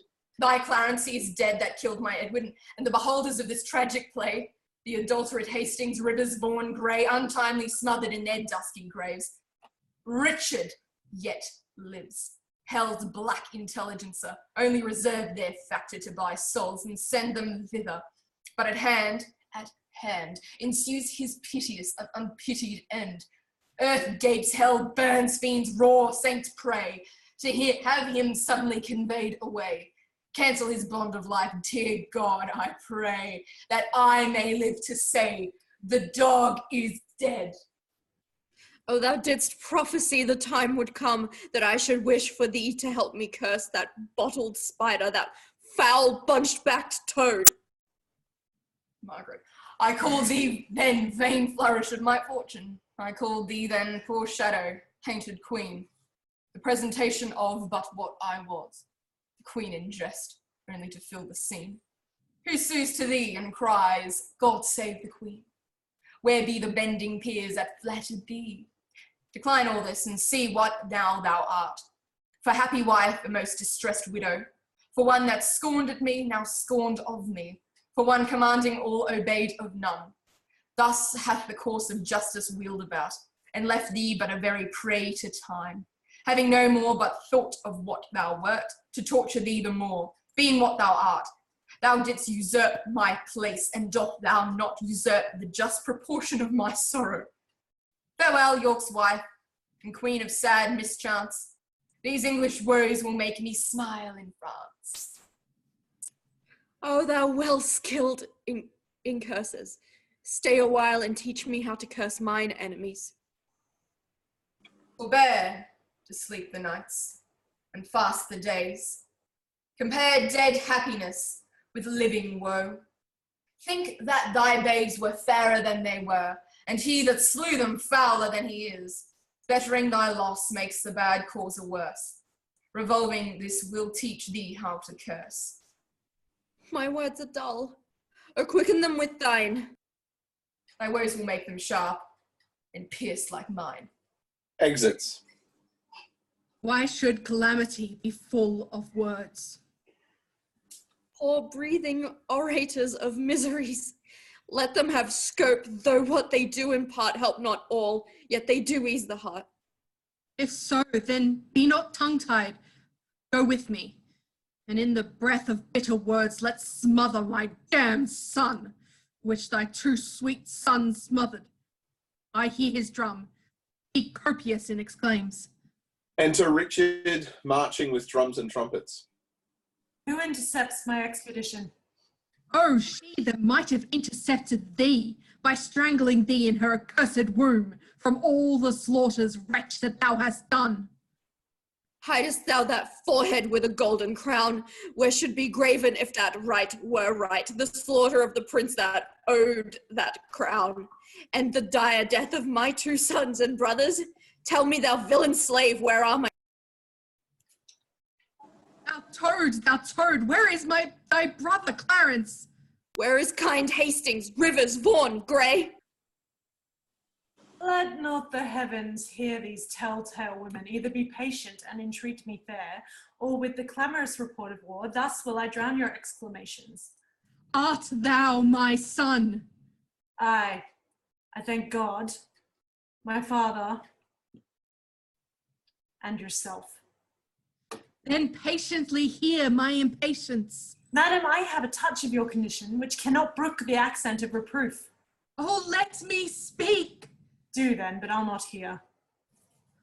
I will be mild and gentle in my speech. And brief, good mother, for I am in haste. Art thou so hasty? I have stayed for thee. And came I not at last to comfort you? No, by the holy rood, thou knowest it well. Thou camest on earth to make the earth my hell. A grievous burthen was thy birth to me. Thy school days frightful, desperate, wild, furious. Thy prime of manhood staring, bold and venturous. Thy age confirmed, proud, subdued, bloody, treacherous. More mild, but yet more harmful. Kind in hatred. What comfortable hour canst thou name that ever graced me in thy company? If I be so disgracious in your sight, let me march on and not offend your grace. Strike the drum. I prithee, hear me speak. You speak too bitterly. Hear me a word, for I shall never speak to thee again. So, Either thou wilt die, by God's just ordinance, ere from this war thou turn a conqueror, or I with grief and extreme age shall perish and never look upon thy face again. Therefore, take with thee my most heavy curse, which in the day of battle tire thee more than all the complete armor that thou wearest. My prayers on the adverse army fight, and there the little souls of Edward's children whisper the spirits of thine enemies and promise them success and victory. Bloody thou art, bloody will be thy end. Shame is thy life, and doth thy death attend. Exits. Though far more cause, yet much less spirit to curse abides in me, I say amen to all. stay, madam. I must speak a word with you. I have no more sons of the royal blood for thee to murder. For my daughters, Richard, they shall be praying nuns, not weeping queens. You have a daughter, Elizabeth. And must she die for this? Oh, let her live, and I'll corrupt her manners, stain her beauty, so she may live unscarred of bleeding slaughter. I will confess she was not Edward's daughter. Her life is only safest in her birth. And only in that safety died her brothers. You speak as if that I had slain my cousins. Cousins indeed, and by their uncle cozened, of comfort, kingdom, kindred, freedom, life, whose hand soever lanced their tender hearts, thy head, all indirectly gave direction. No doubt the murderous knife was dull and blunt, until it was whetted on thy stone-hard heart, to revel in the entrails of my lambs. But that still use of grief makes wild grief tame. My tongue should to thy ears not name my boys, till that my nails were anchored in thine eyes. Madam, so thrive I in my enterprise and dangerous success of bloody wars, as I intend more good to you and yours than ever you or yours were by me wronged. What good is covered with the face of heaven to be discovered that can do me good? The advancement of your children, gentle lady. Up to some scaffold there to lose their heads. No, to the dignity and height of honor, the high imperial type of this earth's glory. Flatter my sorrows with report of it. Tell me what state, what dignity, what honor canst thou demise to any child of mine? Thou drown the sad remembrance of those wrongs which thou supposest I have done to thee. Be brief, lest that be process of thy kindness, last longer telling than thy kindness's date. Then know that from my soul I love thy daughter. My daughter's mother thinks it with her soul. What do you think?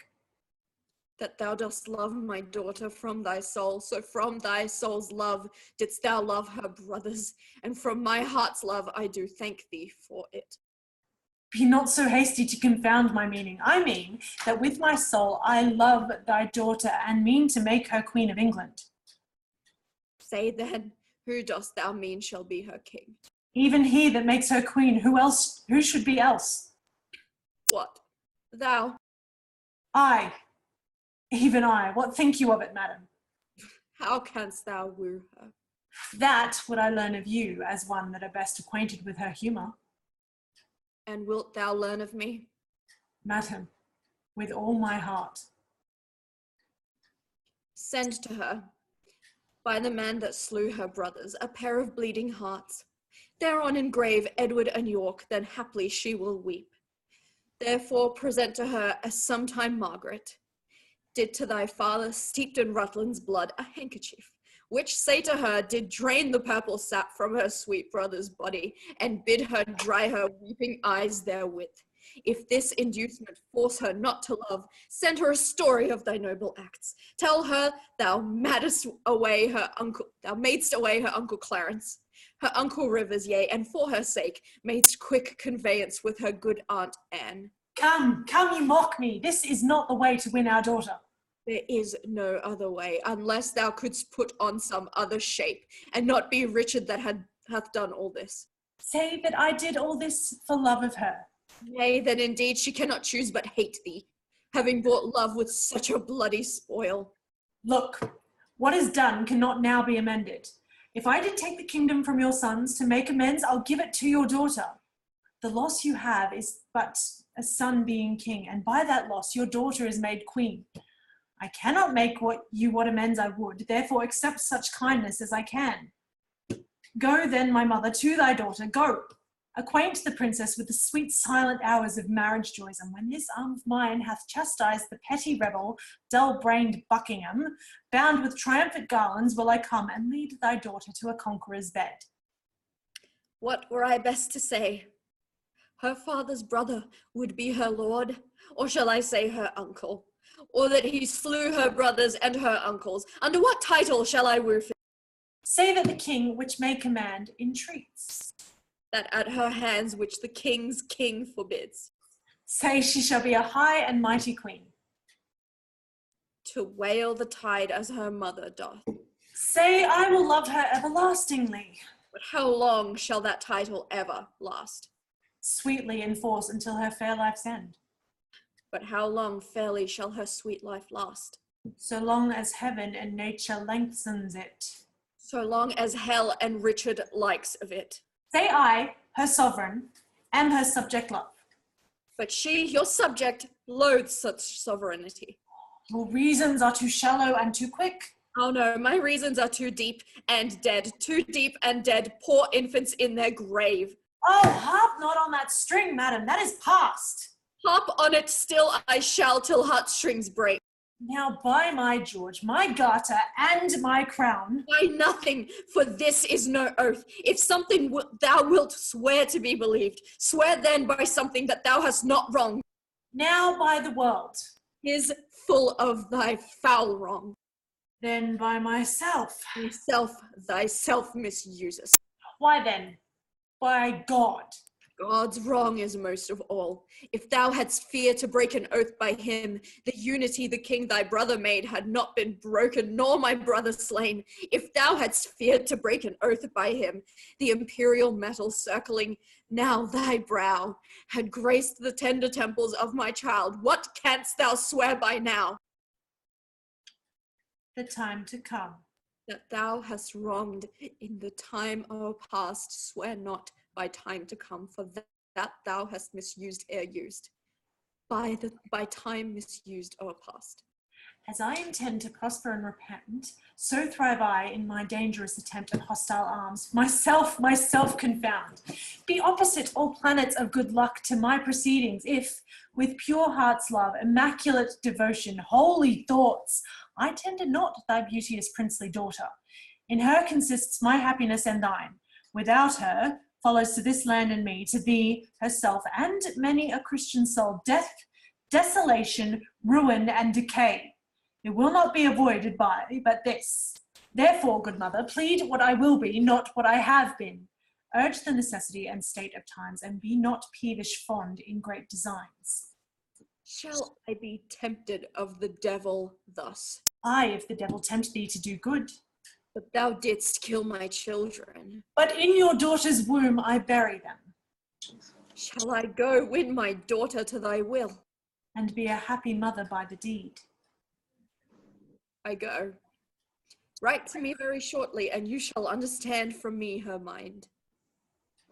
Bear her my true love's kiss, and so farewell. Exit Queen Elizabeth.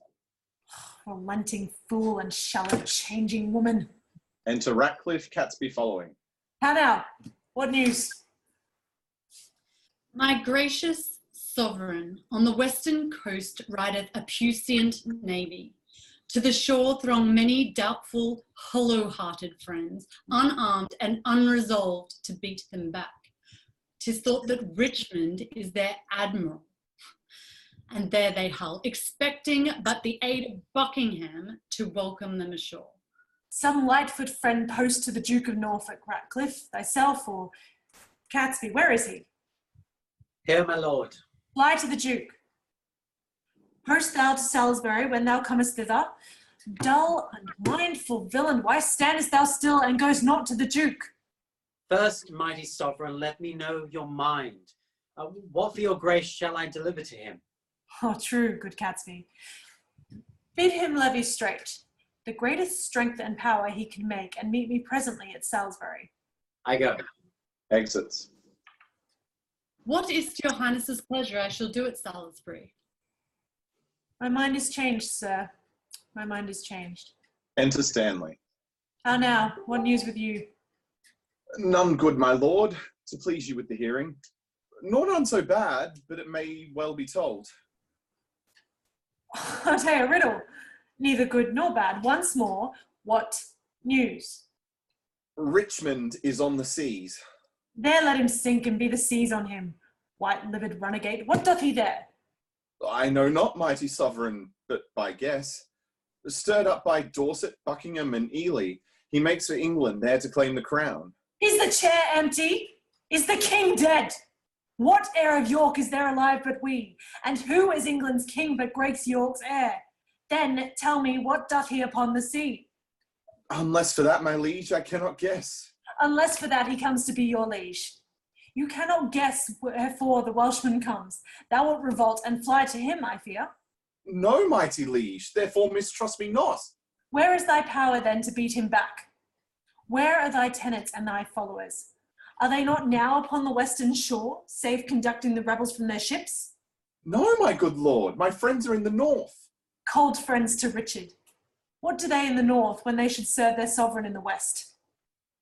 They have not been commanded, mighty sovereign. Please at your majesty to give me leave. I'll muster up my friends and meet your grace where and what time your majesty shall please. Aye, thou wouldst be gone to join with Richmond. I will not trust you, sir. Most mighty sovereign, you have no cause to hold my friendship doubtful. I never was, nor never will be false. Go, muster men. But, hear you, leave behind your son, George Stanley. Look your faith be firm, or else his head's assurance is but frail. So deal with him as I prove true to you. Exits. Enter first messenger.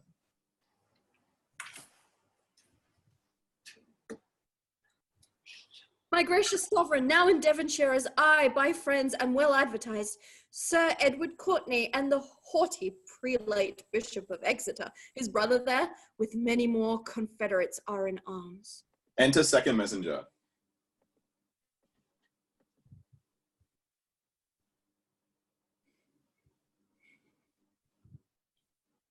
My liege, in Kent the Guildfords are in arms, and every hour more competitors flock to their aid, and still their power increaseth. Enter third messenger. My lord, the army of the Duke of Buckingham. Out on you, owls! Nothing but songs of death? The news I have to tell your majesty is that by sudden floods and fall of waters, Buckingham's army is dispersed and scattered, and he himself wandered away alone. No man knows whither. Re-enter Catesby. My liege, the Duke of Buckingham is taken. That is the best news. That the Earl of Richmond is with a mighty power landed at Milford is colder tidings, yet they must be told. Way towards Salisbury. While we reason here, a royal battle might be won and lost. Someone take order, Buckingham be brought to Salisbury. The rest, march on with me. Flourish and exit. Scene 5, Lord Stanley's house. Enter Stanley and Blunt. Sir Christopher, tell Richmond this from me, that in the sty of this most bloody boar, my son George Stanley is franked up in hold. If I revolt, off goes young George's head. The fear of that withholds my present aid. But tell me, where is princely Richmond now? Pembroke, or at Harford West in Wales. What men of name resort to him? Sir Walter Hubert, Oxford, of redoubted Pembrokeshire, Sir James Blunt, and Rice and Thomas with a valiant crew, and many more of noble fame and worth, and towards London they do bend their course. Return unto thy lord, commend me to him. Tell him the Queen hath heartily consented he shall espouse Elizabeth her daughter. These letters will resolve him of my mind. Farewell. Exit. Act 5, Scene 1, Salisbury, an open place. Enter Catesby and Buckingham with halberds led to execution.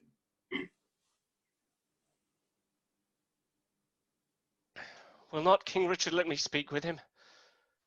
No, my good lord. Therefore be patient. If that your moody, discontented souls do through the clouds behold this present hour, even for revenge mock my destruction. This is All Souls' Day, fellows, is it not? It is, my lord. Why then, All Souls' Day is my body's doomsday. This All Souls' Day to my fearful soul is the determined respite of my wrongs. That high all-seer that I dallied with hath turned my feigned prayer on my head, and given in earnest what I begged in jest. Thus doth he force the swords of wicked men to turn their own points on their masters' bosoms. Now Margaret's curse is fallen upon my head. When he, quoth she, shall split thy heart with sorrow, remember Margaret was a prophetess. Come, sirs, convey me to the block of shame. Wrong hath but wrong, and blame the due of blame. Exit. Scene 2, the camp near Tamworth. Enter Richmond, Oxford, Blunt, and others with drum and colours. Fellows in arms and my most loving friends, bruised underneath the yoke of tyranny, thus far into the bowels of the land have we marched on without impediment. And here we receive from our father Stanley lines of fair comfort and encouragement. The wretched, bloody, and usurping boar lies now even in the centre of this isle, near the town of Leicester. As we learn from Tamworth, thither is but one day's march.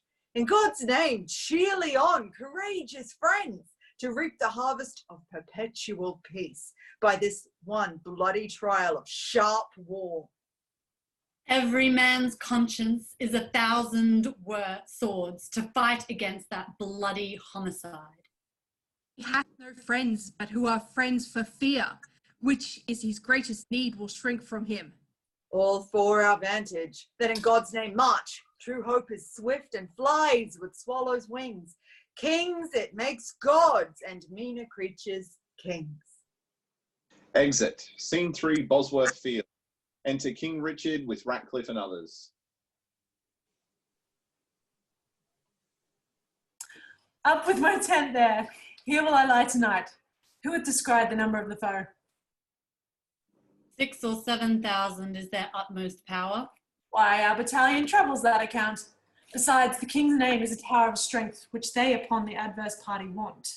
Up with my tent there. Valiant gentlemen, let us survey the vantage of the field. Make no delays, for lords, tomorrow is a busy day. Exit. Enter on the other side of the field, Richmond and Blunt. Some of the soldiers pitch Richmond's tent. The weary sun hath made a golden set, give signal of a goodly day tomorrow. Give me some ink and paper in my tent. I'll draw the form and model of our battle. My Lord of Oxford, you, Sir William Brandon, and you, Sir Walter Herbert, stay with me. The Earl of Pembroke keeps his regiment. The good Captain Blunt, bear my good night to him, and by the 2nd hour in the morning, desire the Earl to see me in my tent. Yet one thing more, good Blunt, before thou goest, where is Lord Stanley quartered, dost thou know? His regiment lies half a mile at least south from the mighty power of the king. If without peril it be possible, good Captain Blunt, bear my good night to him, and give him from me this most needful scroll. Upon my life, my lord, I'll undertake it. Good night, good Captain Blunt. Come, gentlemen, let us consult upon tomorrow's business into our tent. The air is raw and cold. They withdraw into the tent. Enter to his tent Richard, Ratcliffe, Catesby, and others. What is 2:00? It's supper time, my lord. I will not sup tonight. Give me some ink and paper. Is all my armour laid into my tent? It is, my liege, and all things are in readiness. Send down to Pursuvian at arms, to Stanley's regiment. Bid him bring his power before sunrise, lest his son George fall into the blind cave of eternal night. Enter, exit Catesby. Fill me a bowl of wine. Give me a watch, saddle white Surrey for the field tomorrow. Look that my staves be sound and not too heavy, Ratcliffe. My lord, Sawest thou the melancholy Lord Northumberland? Thomas, the Earl of Surrey, and himself went through the army, cheering up the soldiers. Ah, so am I satisfied. Is ink and paper ready? It is, my lord. Bid my guard watch, leave me. Ratcliffe, about the mid of night come to my tent and help to arm me. Leave me, I say. Exit Ratcliffe and the other attendants. Enter Stanley to Richmond in his tent, lords and others. Fortune and victory sit on thy helm. All comfort that the Dark Knight can afford be to thy person, noble father-in-law. The silent hours steal on, and flaky darkness breaks within the east. In brief, for so the seasons bid us be, prepare thy battle early in the morning, and put thy fortune to the armament of bloody strokes and mortal staring war. I, as I may, that which I would I cannot, with best advantage will deceive the time, and aid thee in this doubtful shock of arms. But on thy side, I may not be too forward, lest, being seen, thy brother, tender George, be executed in his father's sight. Once more adieu. Be valiant and speed well. Good lords, conduct him to his regiment. I'll strive with troubled thoughts to take a nap, lest leaden slumber pease me down tomorrow, when I should mount with wings of victory. Exit all but Richmond. O thou, whose captain I account myself, look on my forces with a gracious eye, that they may crush down with a heavy fall the usurping helmets of our adversaries. To thee I do command my watchful soul, ere I let fall the windows of mine eyes, sleeping and waking. Oh, defend me still. He goes to sleep, back with Richard and to the ghost of King Henry VI. Oh, that's you. Yes. Is it? When I was mortal, my anointed body by thee was punched full of deadly holes. Think on the tower and me, despair and die. Harry, the sixth bids thee despair and die. Virtuous and holy, be thou conqueror. Harry, that prophesies thou shouldst be king doth comfort thee in thy sleep. Live and flourish. Enter the ghosts of the two young princes. Oh, fuck. No, it's Clarence. It's Clarence. It's definitely Clarence. Enter the ghost of Clarence. I that was washed to death with fulsome wine. Poor Clarence by thy guile betrayed to death. Tomorrow in the battle think on me, and fall thy edgeless sword. Despair and die. Thou offspring of the house of Lancaster, the wrong dares of York do pray for thee. Good angels, guard thy battle, live and flourish. Enter the ghosts of the two young princes. Dream on! Dream on my cousin smothered in the tower! Let us be led within thy bosom, Richard, and weigh thee down to ruin, shame, and death! Thy nephew souls bid thee despair and die! Leave Richmond! Sleep in peace and wake in joy! Let angels guard thee from the boar's annoy! Edward's unhappy sons do bid thee flourish! Enter the ghost of Lady Anne. Rich, thy wife, that wretched Anne, thy wife, that never slept a quiet hour with thee, now fills thy sleep with perpetuations. Say that word. Tomorrow in the battle think on me, and fall thy edgeless sword, despair and die. Thou quiet soul, sleep thou quiet sleep, dream of success and happy victory. Thy adversary's wife doth pray for thee. Enter the ghost of Buckingham. The last was I that helped thee to the crown. The last was I that felt thy tyranny. Oh, in the battle think on Buckingham, and die in terror of thy guiltiness. Dream on of bloody deeds and death. Fainting despair, despairing yield thy breath. I died for hope ere I could lend thee aid. But cheer thy heart, and be thou not dismayed. God and good angel fight on Richmond's side, and Richard falls in height of all his pride. The ghosts vanish. King Richard starts out of his dream. Give me another horse. Bind up my wounds. Have mercy, Hazel.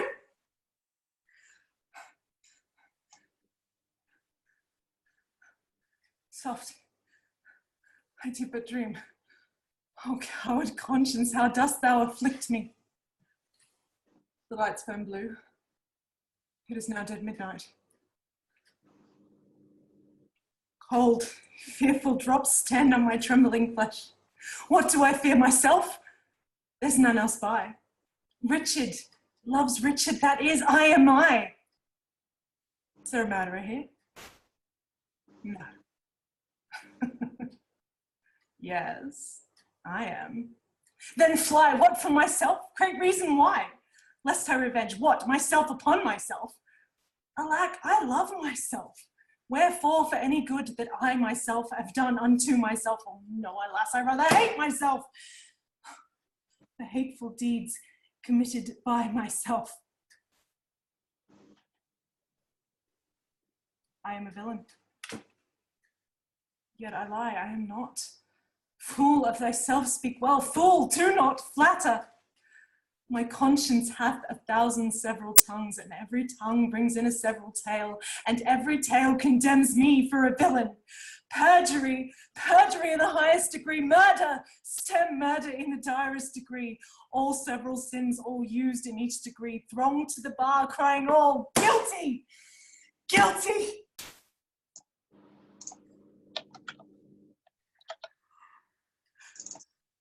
I shall despair. There is no creature loves me. And if I die, no soul shall pity me. Nay, wherefore should they? Since that I myself find in myself no pity to myself. Methought the souls of all that I had murdered came to my tent, and every one did threat tomorrow's vengeance on the head of Richard. Enter Ratcliffe. My lord, the early village cock hath twice done salutation to the morn.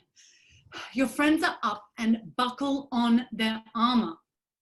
Oh, Ratcliffe, I have dreamed a fearful dream. What thinkest thou? Will our friends prove all true?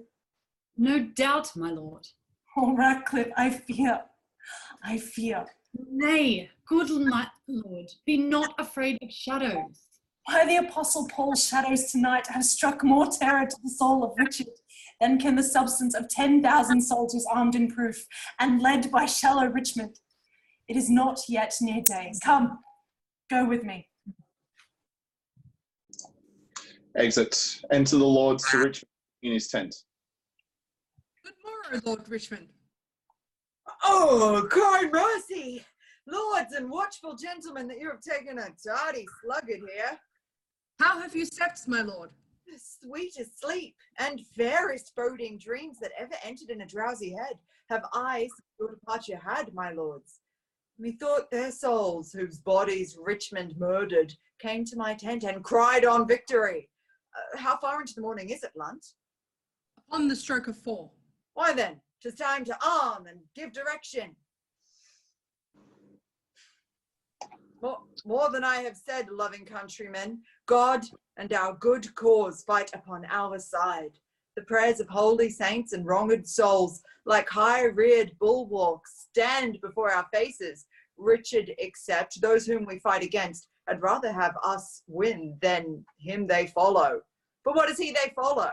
Truly, gentlemen, a bloody tyrant and a homicide, one raised in blood and one in blood established, one that had made means to come by what he hath and slaughtered those that were the means to help him.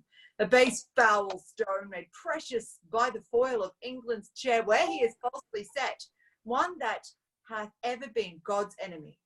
Then, if you fight against God's enemy, God will in justice ward you as his soldiers. If you do fight against your country's foes, your country's fat shall pay your pains the higher. Then, in the name of God and all these rights, advance your standards, draw your willing swords. For me, the ransom of my bold attempt shall be this cold corpse on the earth's cold face. But if I thrive, the gain of my attempt, the least of you shall share his part thereof. Sound drums and trumpets, boldly and cheerfully. God and St. George, Richmond, and victory! Yay! Exit. Re-enter Richard Ratcliffe, attendants and forces. What said Northumberland as touching Richmond? That he was never trained up in arms. He said the truth. And what did Surrey then? He smiled and said, "The better for our purpose." He was in the right, and so indeed it is. 10 o'clock there. Who saw the sun today? Not I, my lord. Then he disdains to shine, for by the book he should have braved the east an hour ago. A black day it will be to somebody. Ratcliffe! My lord. The sun will not be seen today. The sky doth frown and lower upon our army. I would these dewy tears were from the ground, not shine today. Why, what is it that to me more than to Richmond? For the self-same heaven that frowns on me looks sadly upon him. Enter Catesby. Arm, my lord, the foe vaunts in the field. Come, bustle, comparison my horse. Call up Lord Stanley, bid him bring his power. I will lead forth my soldiers to the plain, and thus my battle shall be ordered. My forward shall be drawn out in all length, consisting equally of horse and foot. Our archers shall be placed in the midst. What thinkest thou, Catesby? A good direction, warlike sovereign. Go, gentlemen, every man unto his charge. Let not our babbling dreams affright our souls. March on, join bravely. Let us too pell-mell, if not to heaven, then hand to hell. Remember whom you are to cope withal, a sort of vagabonds, rascals and runaways, a scum of Bretons and base lackey peasants, whom their overcloyed country vomits forth to desperate ventures and assured destruction, and who doth lead them but a paltry fellow, long Captain Bretagne at our mother's cost, a milksop, one that never in his life felt so much cold as over shoes and snow. If we be conquered, let men conquer us, and not these bastard brethren whom our fathers have in their own land beaten, bogged, and thumped in record, left them the heirs of shame. Shall these enjoy our lands, lie with our wives, ravish our daughters? Hark, I hear the drum. Fight, gentlemen of England, fight! Bold yeomen, draw archers, draw your arrows to the head, spur your proud horses hard, and ride in blood. Enter a messenger. What says Lord Stanley? Will he bring his power?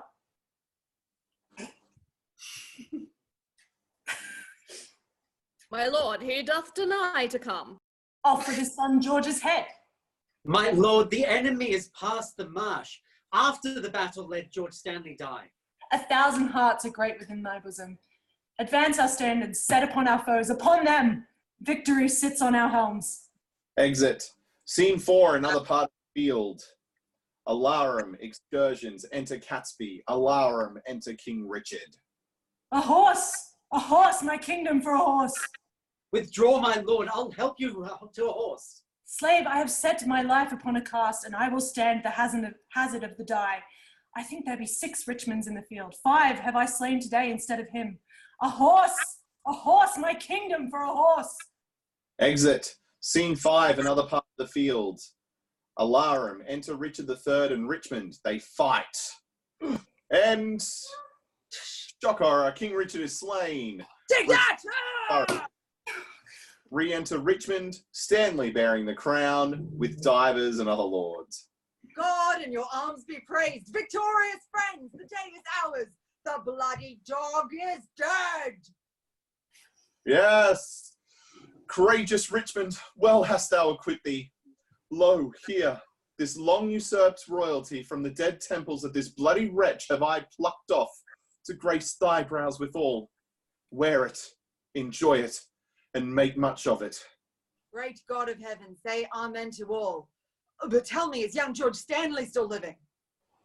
He is, my lord, and safe in Leicester town. What men of name are slain on either side? John Duke of Norfolk, Walter Lord Ferrers, Sir Robert Brackenbury, and Sir William Brandon. Inter their bodies as becomes their births. Proclaim a pardon to the soldiers fled, that in submission will return to us. And then as we obtain the sacrament, we will unite the white rose and the red. England hath long been mad and scarred herself. All this divided, York and Lancaster divided into their dire division. Oh, now let Richmond and Elizabeth, the true succeeders of each royal house, by God's fair ordinance, conjoin together. And let their heirs, God, if thy will be so, enrich the time to come with smooth-faced peace. with smiling plenty and fair prosperous days. Now civil wounds are stopped, peace lives again, that she may long live here. God say amen. Amen. Woo! Yes. We got through the long way. Woo-hoo! Yeah. Huge. It was massive. Yeah. Yeah. Man, I forgot about the ghost bit. I foolishly assumed that once I was dead, I was like, you know, could relax and I was out of the play.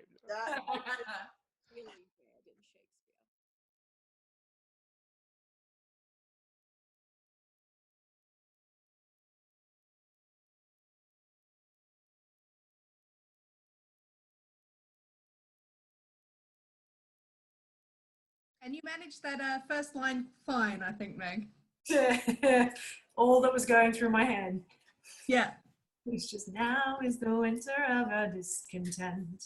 And I was like, Discontent. oh, I'm going to start singing the whole damn song. Please don't.